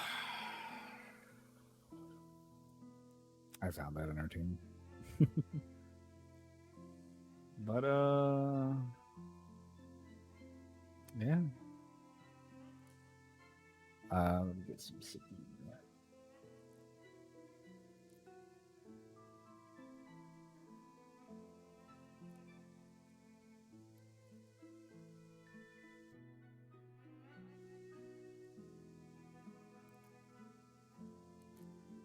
But yeah. Alright, well, we'll go ahead and finish off with some Book 19. Because I can already feel my throat being a little black.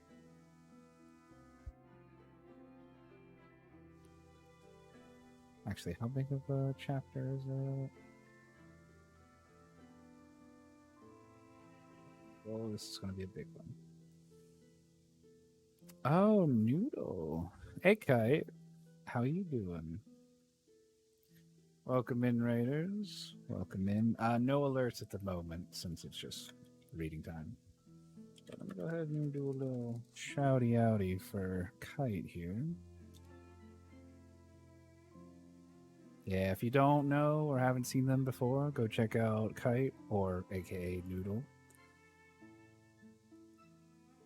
I enjoy their, when it's Kite and Dosselton doing the tarot reading and dream analysis. That's pretty dope. Or, pretty comfy vibes. similar to how today's going. But yeah, what were you up to, Kai? What were you?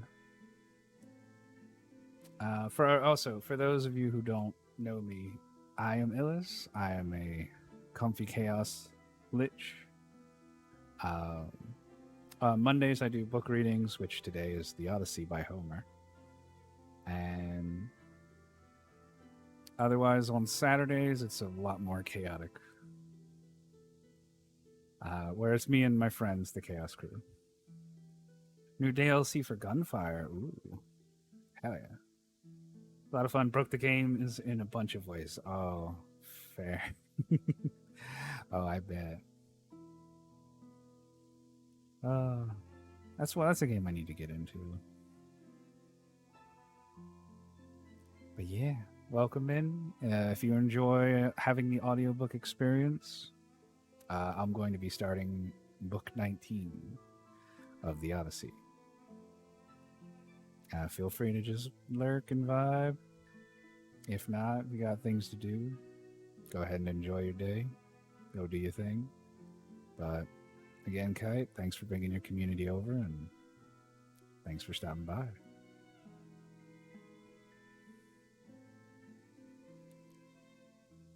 Here to lurk and vibe and get some food. Hell yeah! All right, let's see.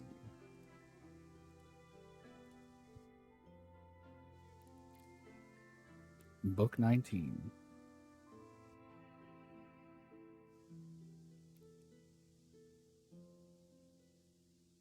Ulysses was left in the cloister, pondering on the means whereby, with Minerva's help, he might be able to kill the suitors. Presently he said to Telemachus, "Telemachus, we must get the armor together and take it down inside. Make some excuse when the suitors ask you why you have removed it. Say that you have taken it to be out of the way of the smoke, inasmuch as it is no longer what it was when Ulysses went away, but has become soiled and begrimed with soot. Add to this more particularly that you are afraid Jove may set them on to quarrel over their wine, and that they may do each other some harm which may disgrace both banquet and wooing, for the sight of arms sometimes tempts people to use them."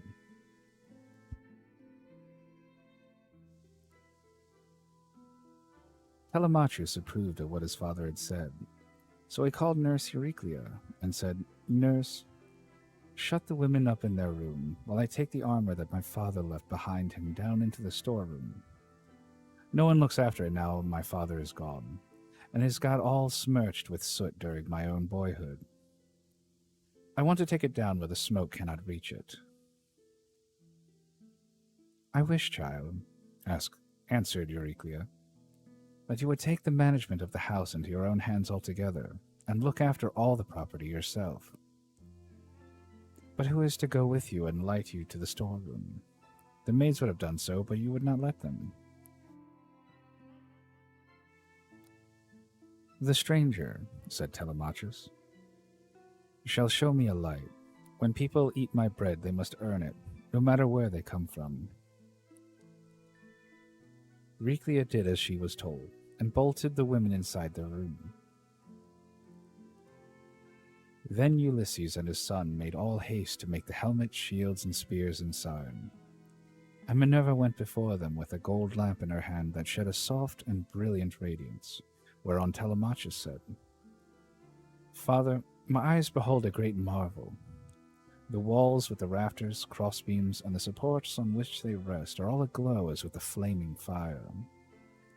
Surely there is some god here who has come down from heaven." "Hush," answered Ulysses. "Hold your peace and ask no questions, for this is a manner of the gods. Get you to your bed and leave me here to talk with your mother and the maids. Your mother in her grief will ask me all sorts of questions."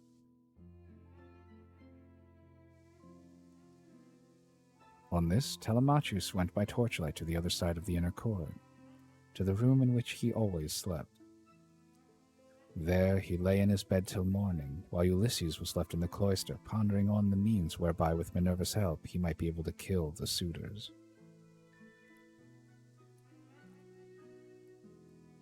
Then Penelope came down from her room looking like Venus or Diana, and they set her a seat inlaid with scrolls of silver and ivory near the fire in her accustomed place.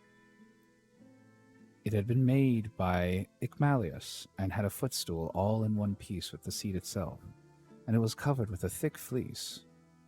On this she now sat, and the maids came from the women's room to join her. They set about removing the tables at which the wicked suitors had been dining, and took away the bread that was left, with the cups from which they had drunk. They emptied the embers out of the braziers, and heaped much wood upon them to give both light and heat. But Melantho began to rail at Ulysses a second time and said, "Stranger, do you mean to plague us by hanging out the house all night and spying upon the women? Be off, you wretch, outside and eat your supper there, or you shall be driven out with a firebrand." Ulysses scowled at her and answered, "My good woman, why should you be so angry with me? Is it because I am not clean, and my clothes are all in rags, and because I am obliged to go begging about after the manner of tramps and beggars generally? I too was a rich man once, and had a fine house of my own. In those days I gave to many a tramp such as I am now, no matter who he might be, nor what he wanted. I had any number of servants, and all the other things which people who live well and are accounted wealthy. But it pleased Jove to take all away from me. Therefore, woman, beware lest you too come to lose that pride and place in which you now wanton above your fellows. Have a care lest you get out of favor with your mistress, and lest Ulysses should come home, for there is still a chance that he may do so. Moreover, though he be dead as you think he is, yet by Apollo's will he has left a son behind him, Telemachus, who will note anything done amiss by the maids in the house, for he is now no longer in his boyhood."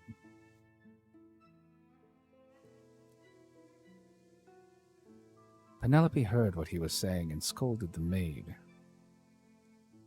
"Impudent baggage," said she. "I see how abominably you are behaving, and you shall smart for it. You knew perfectly well, for I told you myself that I was going to see the stranger and asked him about my husband, for whose sake I am in such continual sorrow."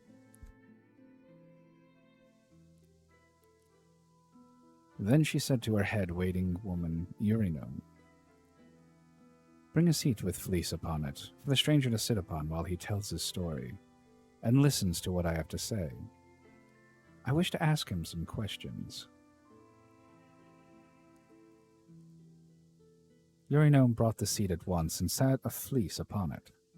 And as soon as Ulysses had sat down, Penelope began by saying, "Stranger, I shall first ask you, who and whence are you? Tell me of your town and parents." "Madam," answered Ulysses,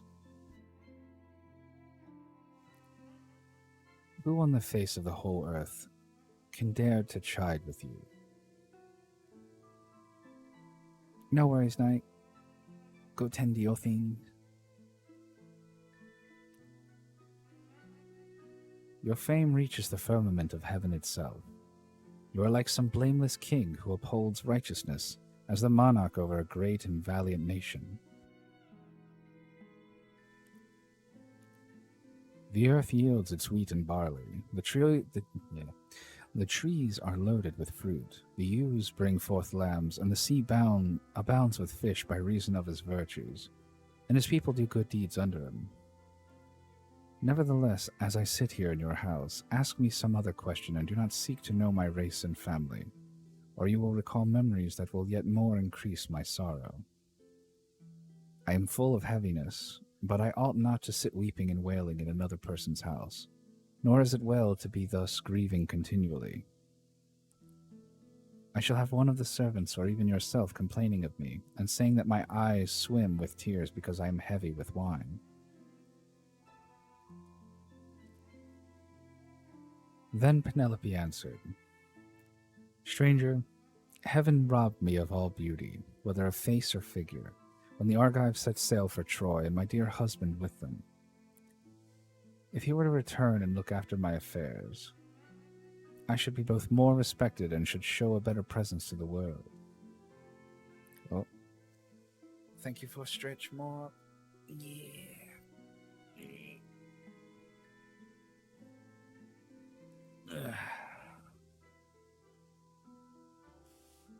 Thank you for the hydrate.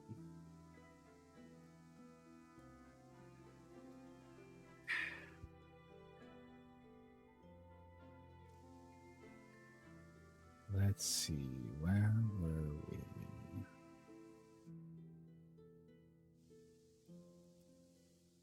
we? Welcome back, Nick. Let's see. Okay, there we are.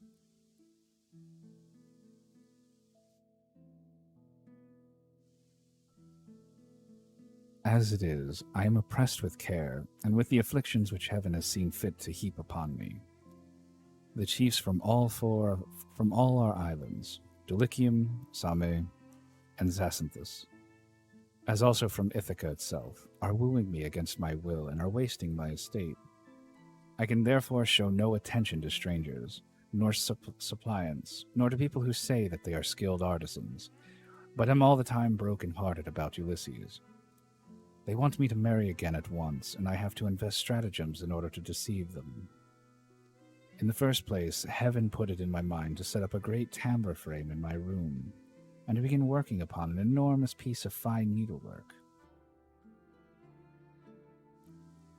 Then I said to them, Sweethearts, Ulysses is indeed dead. Still, do not press me to marry again immediately. Wait, for I would not have my skill in needlework perish unrecorded, till I have finished making a pall for the hero Laertes, to be ready against the time when death shall take him. For he is very rich, and the women of the place will talk if he is laid out without a pall. This is what I said, and they assented, whereon I used to keep working at my great web all day long. But at night I would unpick the stitches again by torchlight. I folded them in this way for 3 years without their finding it out. But as time wore on, and I was now in my 4th year in the waning of moons, and many days had been accomplished, those good-for-nothing hussies, my maids, betrayed me to the suitors, who broke in upon me and caught me. They were very angry with me, so I was forced to finish my work whether I would or no. And now I do not see how I can find any further shift for getting out of this marriage. My parents are putting great pressure upon me, and my son chafes at the ravages the suitors are making upon his estate, for he is now old enough to understand all about it and is perfectly able to look after his own affairs, for heaven has blessed him with an excellent disposition. Still, notwithstanding all this, tell me who you are and where you come from, for you must have had father and mother of some sort. You cannot be the son of an oak or of a rock.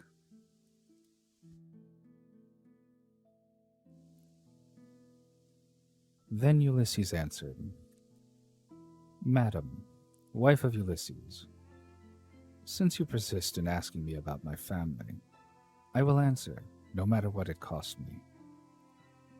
People must expect to be pained when they have been exiles as long as I have, and suffered as much among as many peoples. Nevertheless, as regards to your question, I will tell you all you ask. There is a fair and fruitful island in mid-ocean called Crete. It is thickly peopled, and there are 90 cities in it. The people speak many different languages, which overlap one another, for there are Achaeans, brave Eteocretans,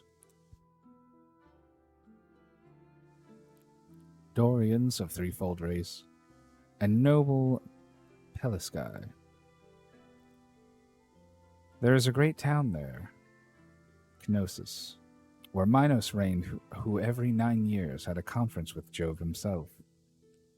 Minos was father to Deucalion, whose son I am, for Deucalion had two sons, Idomeneus and myself. Idomeneus sailed for Troy, and I, who am the younger, am called Aethon. My brother, however, was at once the older and the more valiant of the two. Hence it was in Crete that I saw Ulysses and showed him hospitality. For the winds took him there as he was on his way to Troy, carrying him out of his course from Cape Malea, and leaving him in Amnisus off the cave of Ilithuia, where the harbors are difficult to enter, and he could hardly find shelter from the winds that were then raging. As soon as he got there, he went into the town and asked for Idomeneus, claiming to be his old and valued friend. But Idomeneus had already set sail for Troy some 10 or 12 days earlier. So I took him to my own house and showed him every kind of hospitality, for I had abundance of everything. Moreover, I fed the men who are with him with barley meal from the abundance from the public store, and got subscriptions of wine and oxen for them to sacrifice to their heart's content. They stayed with me 12 days, for there was a gale blowing from the north so strong that one could hardly keep one's feet on land. I suppose some unfriendly god had raised it for them, but on the 13th day the wind stopped, and they got away. That's a pretty pog emote there, Mark. Oh, that's great.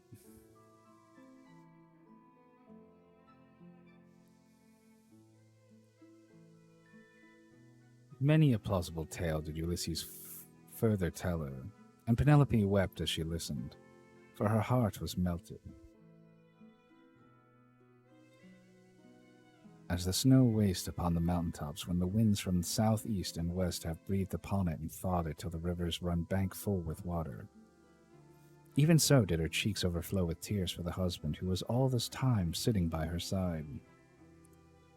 Ulysses felt for her and was sorry for her, but he kept his eyes as hard as horn or iron without letting them so much as quiver, so cunningly did he restrain his tears.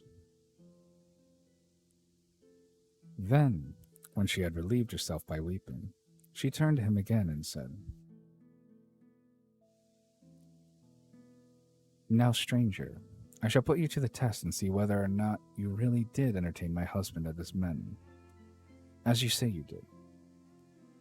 Tell me, then, how was he dressed, what kind of a man he was to look at, and so also with his companions."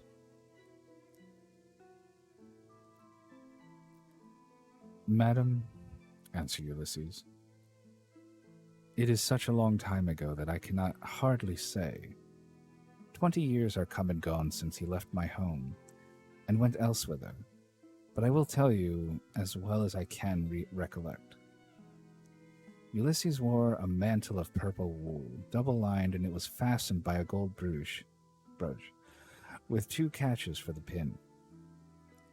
On the face of this there was a device that shewed a dog holding a spotted fawn between his forepaws, and watching it as it lay panting upon the ground. Everyone marveled at it, the way in these things had been done in gold, the dog looking at the fawn, and strangling it, while the fawn was struggling convulsively to escape.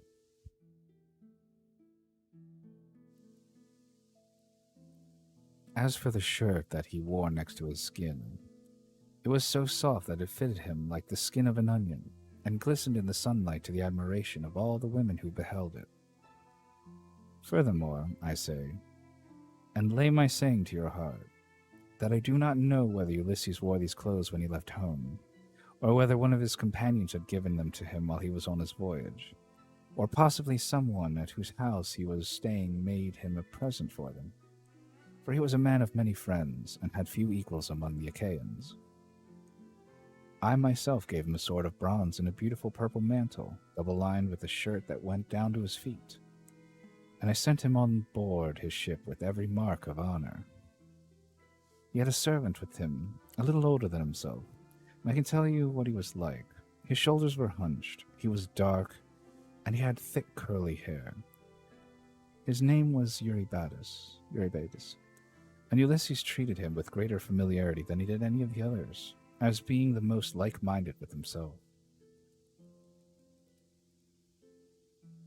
Penelope was moved still more deeply as she heard the indisputable proofs that Ulysses laid before her. And when she had again found relief in tears, she said to him, "Stranger, I was already disposed to pity you, but henceforth you shall be honored and made welcome in my house. It was I who gave Ulysses the clothes you speak of. I took them out of the storeroom and folded them up myself, and gave him also the gold brooch to wear as an ornament. Alas, I shall never welcome him home again. It was by an ill fate that he ever set out for that detested city, whose very name I cannot bring myself even to mention."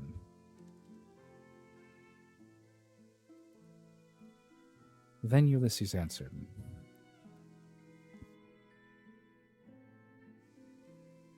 "Madam, wife of Ulysses,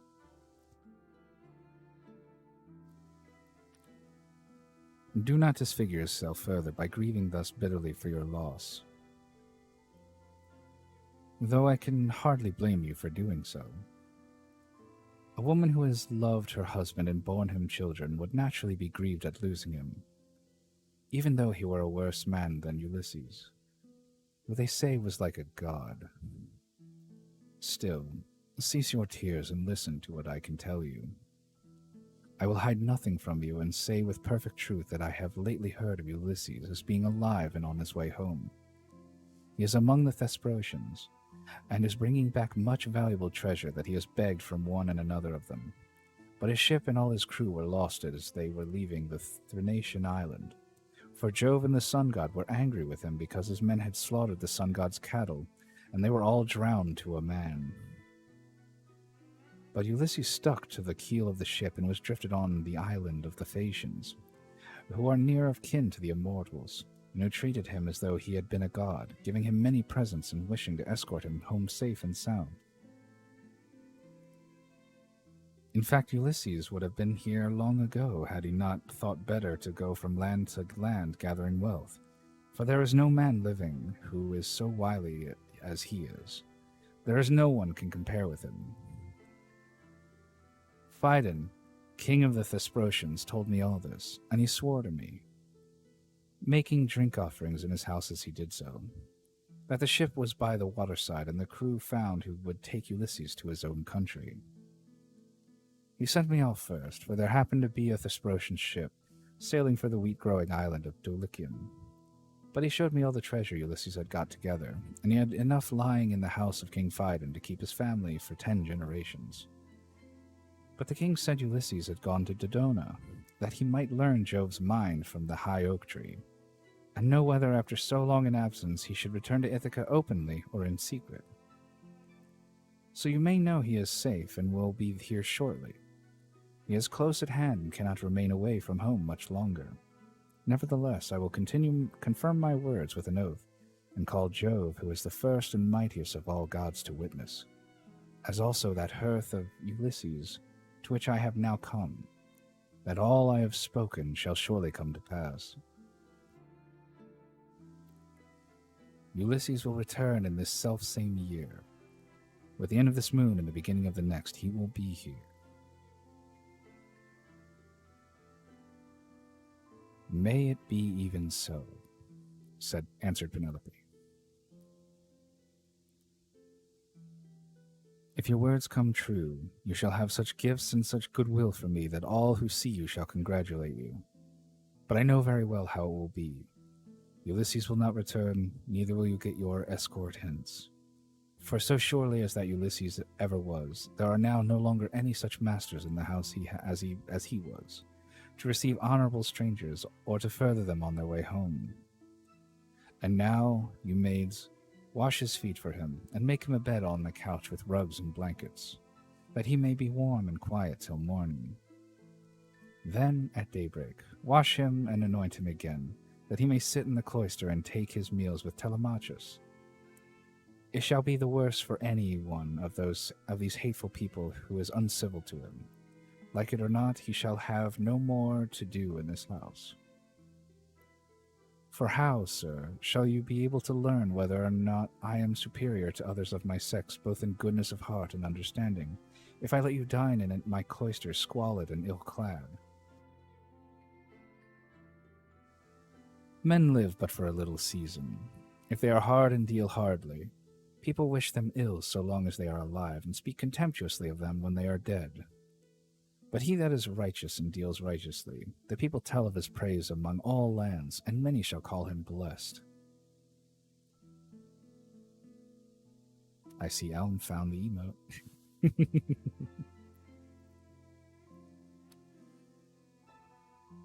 Ulysses answered, Madam, I have forsworn rugs and blankets from the day that I left the snowy ranges of Crete to go on shipboard. I will lie as I have lain on many a sleepless night hitherto. Night after night I have passed in any rough sleeping place and waited for morning. Nor again do I like having my feet washed. I shall not let any of the young hussies about your house touch my feet. But if you have any old and respectable woman who has gone through as much trouble as I have, I will allow her to wash them. To this Penelope said, My dear sir, of all the guests who have ever yet come to my house, there never was one who spoke in all things with such admirable propriety as you do. There happens to be in the house a most respectable old woman, the same who received my poor dear husband in her arms the night he was born and nursed him in infancy. She is very feeble now, but she shall wash your feet. Come here, said she, Euryclea, and wash your master's age-mate. I suppose Ulysses' hands and feet are very much the same now as his are, for trouble ages all of us dreadfully fast.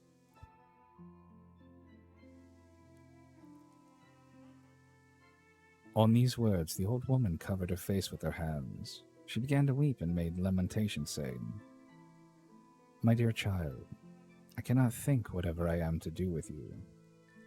I am certain no one was ever more God-fearing than yourself, and yet Jove hates you. No one in the whole world ever burned him more thigh bones, nor gave him finer hecatombs when you prayed you might come to a green old age yourself and see your son grow up to take after you. Yet see how he has prevented you, alone, from ever coming back to your own house.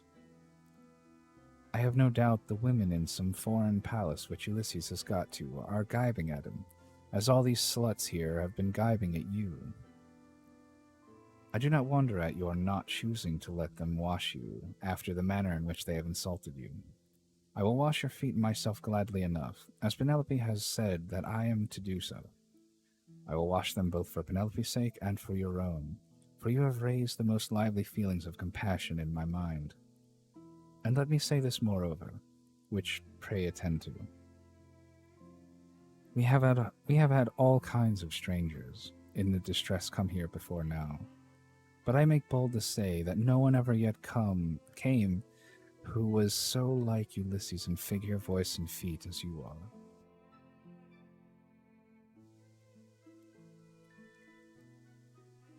Those who have seen us both, answered Ulysses, have always said we were wonderfully like each other, and now you have noticed it too.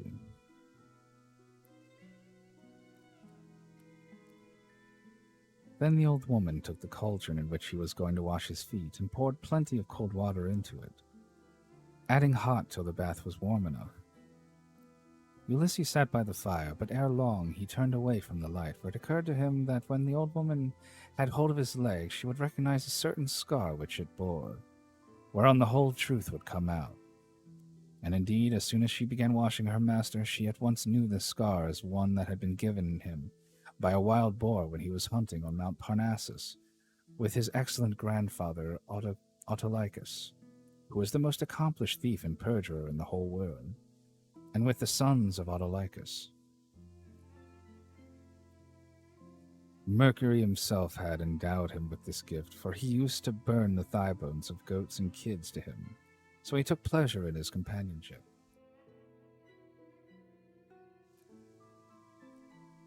It happened once that Autolycus had gone to Ithaca and had found the child of his daughter just born.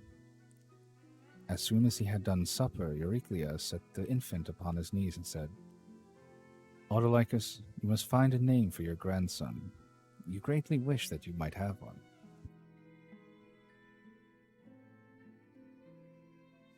I'm gonna need a little sippy. Hold up.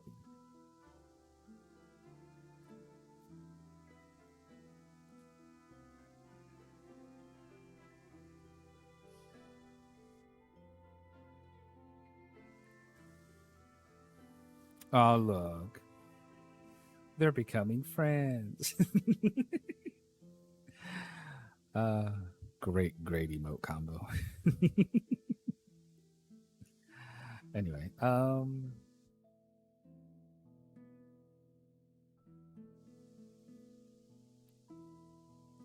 let's see.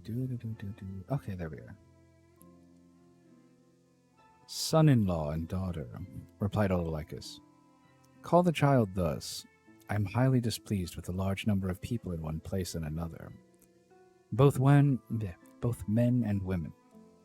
So name the child Ulysses, or the child of anger.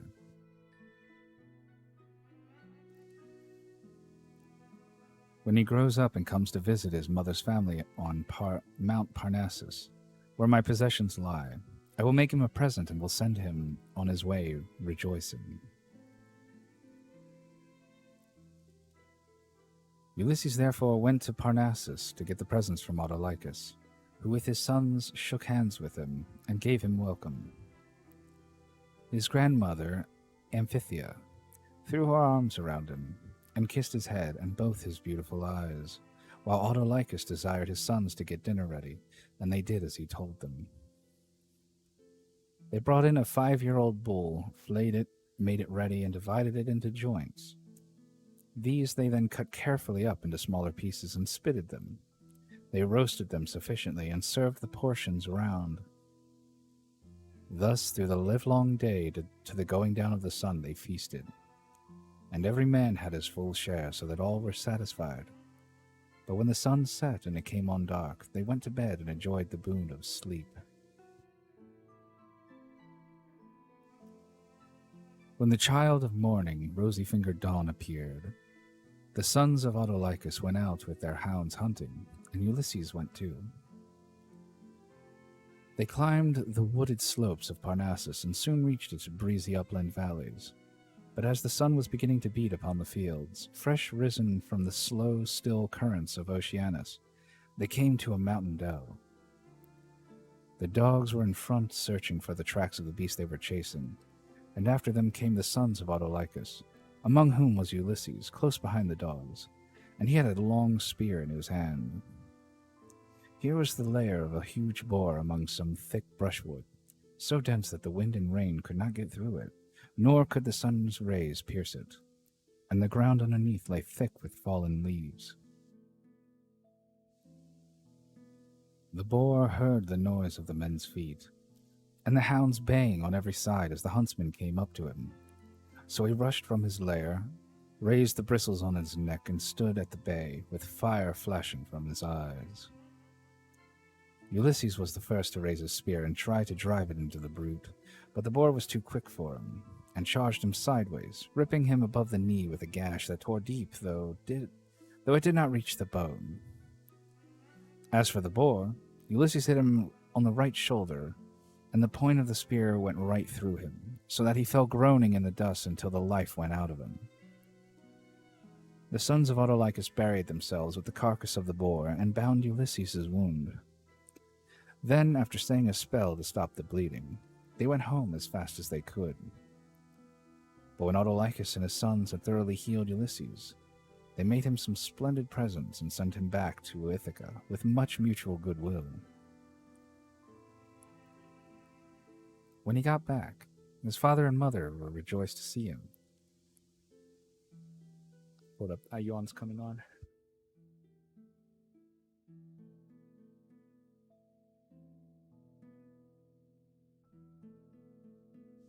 Okay.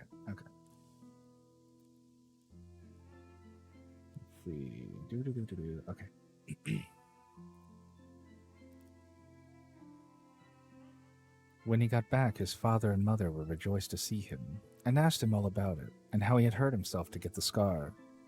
So he told them about how the boar had ripped him when he was out hunting with Autolycus and his sons on Mount Parnassus.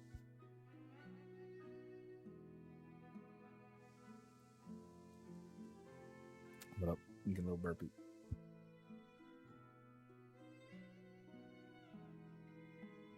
Alright, sorry about that. As soon as Euryclea had got the scarred limb in her hands and had well hold of it, she recognized it and dropped the foot at once.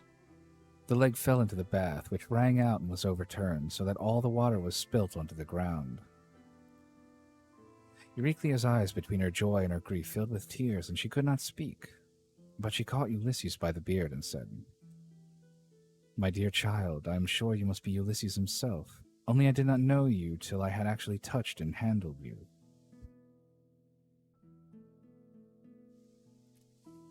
As she spoke, she looked towards Penelope as though wanting to tell her that her dear husband was in the house.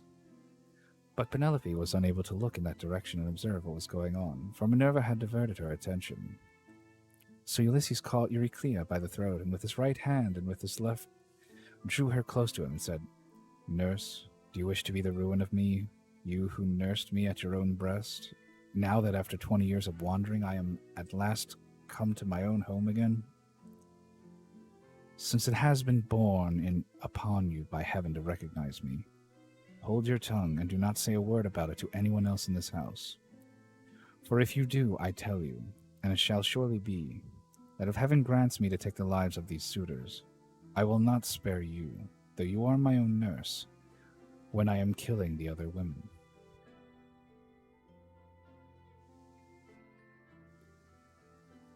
"My child," answered Euryclea, "what are you talking about? You know very well that nothing can either bend or break me. I will hold my tongue like a stone or a piece of iron. Furthermore, let me say, and lay my saying to your heart, when heaven has delivered the suitors into your hand, I will give you a list of the women in the house who have been ill-behaved, and of those who are guiltless." And Ulysses answered, "Nurse, you ought not to speak in that way. I am well able to form my own opinion about one and all of them. Hold your tongue and leave everything to heaven."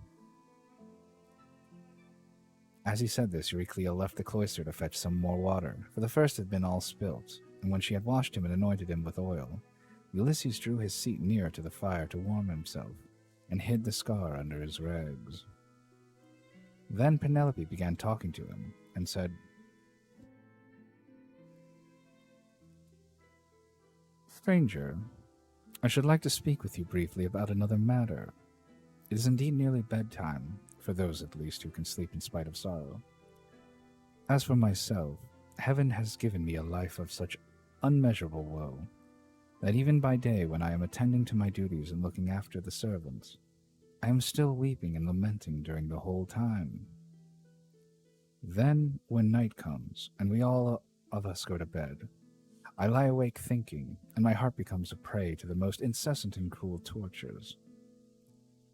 As the dun nightingale, daughter of Pandarus, sings in the early spring from her seat in the shadiest covert hid, and with many a plaintive trill pours out the tale how by mishap she killed her own child, Illis, son of King Zethus, even so does my mind toss and turn in its uncertainty whether I ought to stay with my son here, and safeguard my substance, my bondsmen, and the greatness of my home, out of regard to public opinion and the memory of my late husband, or whether it is not now time for me to go with the best of these suitors who are wooing me and making me such magnificent presents.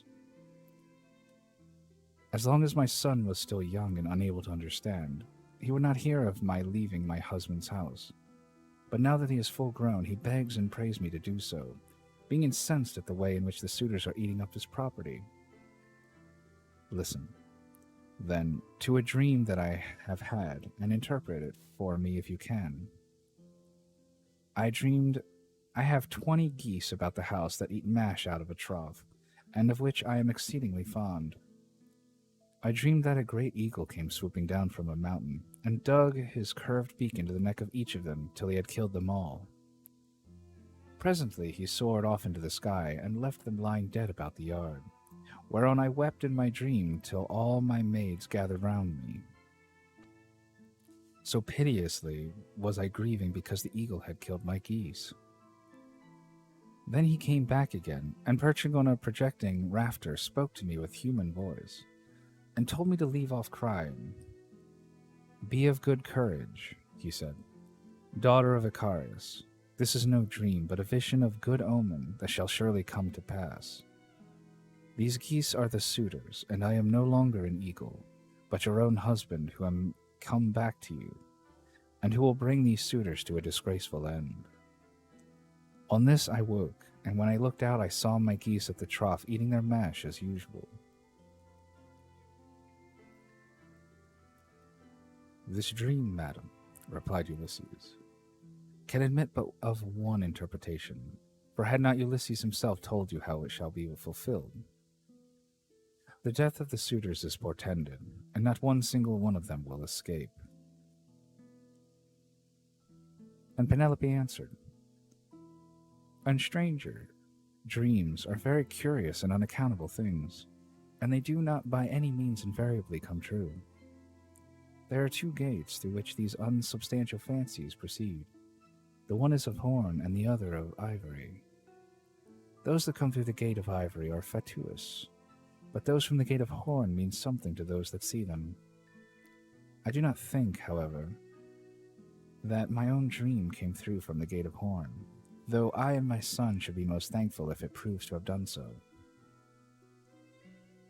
Night-night. Get some good sleep. Thanks for coming by.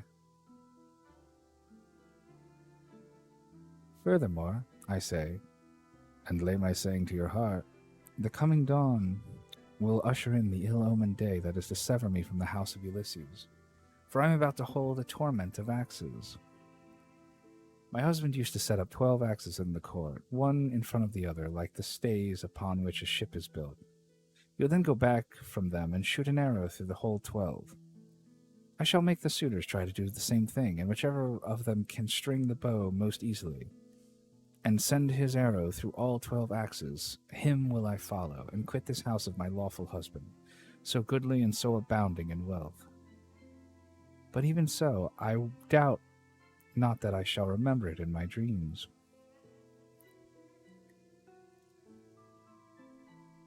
Then Ulysses answered,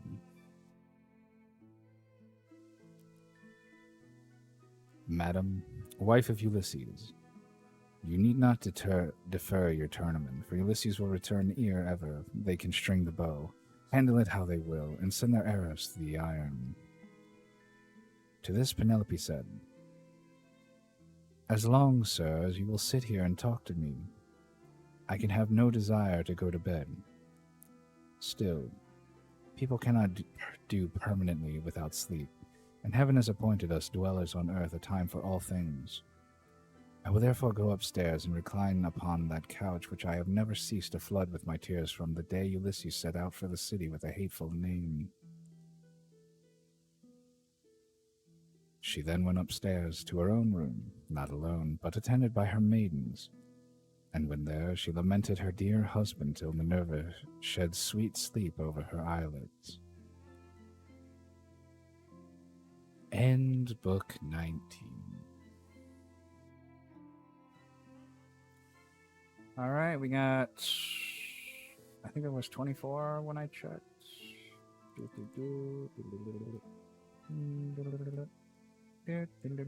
here we go. Let's see. Oh, those are footnotes. What do we got? Book. Oh, 24. Yep. Oh, boy. Well, yeah, there we go. Probably 2 more weeks, and then we'll be done with the Odyssey. And then... we'll see. Maybe it'll be a visual novel. Maybe it'll be another book. Public domain book. Who knows? Hello, Charla. How you doing? Unfortunately, we're at the end of today's stream since I read 3 books and At the Mountains of Madness. What? Is that a book?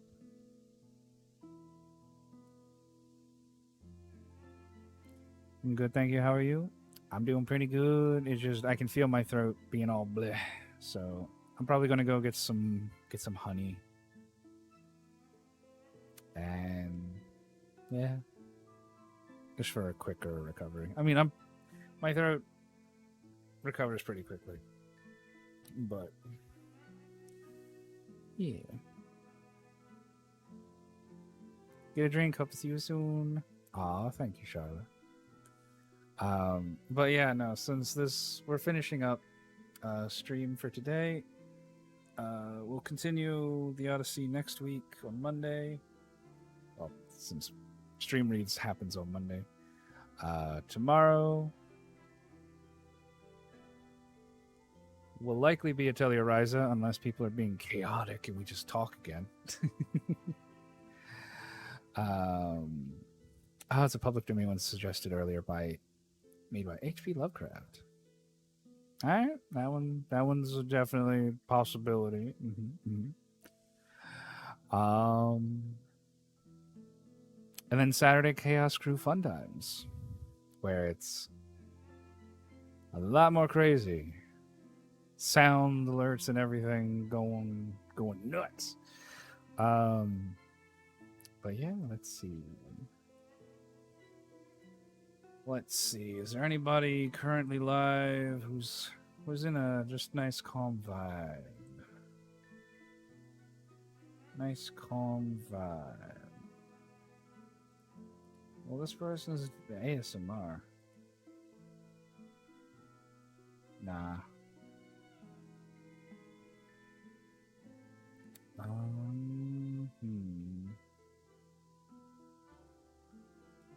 What about some Pokemon? Y'all like Pokemon?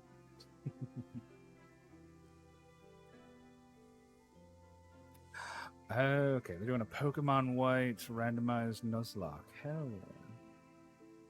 I've always considered doing like a randomized game, whether it's like Zelda or Pokemon or whatnot. They always seem pretty dope to me. Then again, I haven't played Pokemon on here yet. Who knows? You know, let's go ahead and do it. We're gonna call it. What are we gonna call it? Ray time, yeah.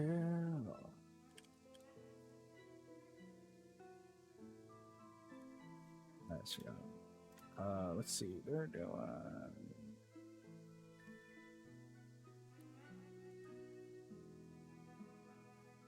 How about not? I don't know. Just gotta catch them all. Right?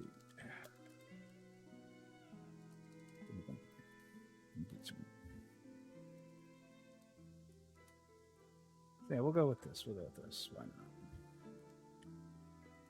So yeah, this will be if you are subbed. And then we're gonna go with a little bit of Power Champ. If you are not sub. And go ahead and get the raid going to MC Bone. But yeah. I hope you all are enjoying some stream reads. Oh god, they're doing the piss gang mode. Oh god. Now MC Bone's pretty dope. Good skelly tuber. Definitely go check him out if you haven't already. Like I said, doing some more Telluriza tomorrow. Same time, 7 p.m. PlayStation time. And then Saturday, 8 p.m. PlayStation time with the Chaos Crew. Probably going to be playing Minecraft or something. I don't know. We'll figure it out. But yeah, no. Hope y'all are enjoying these stream reads and just vibing. And I will see you all tomorrow. Have a good one, everybody.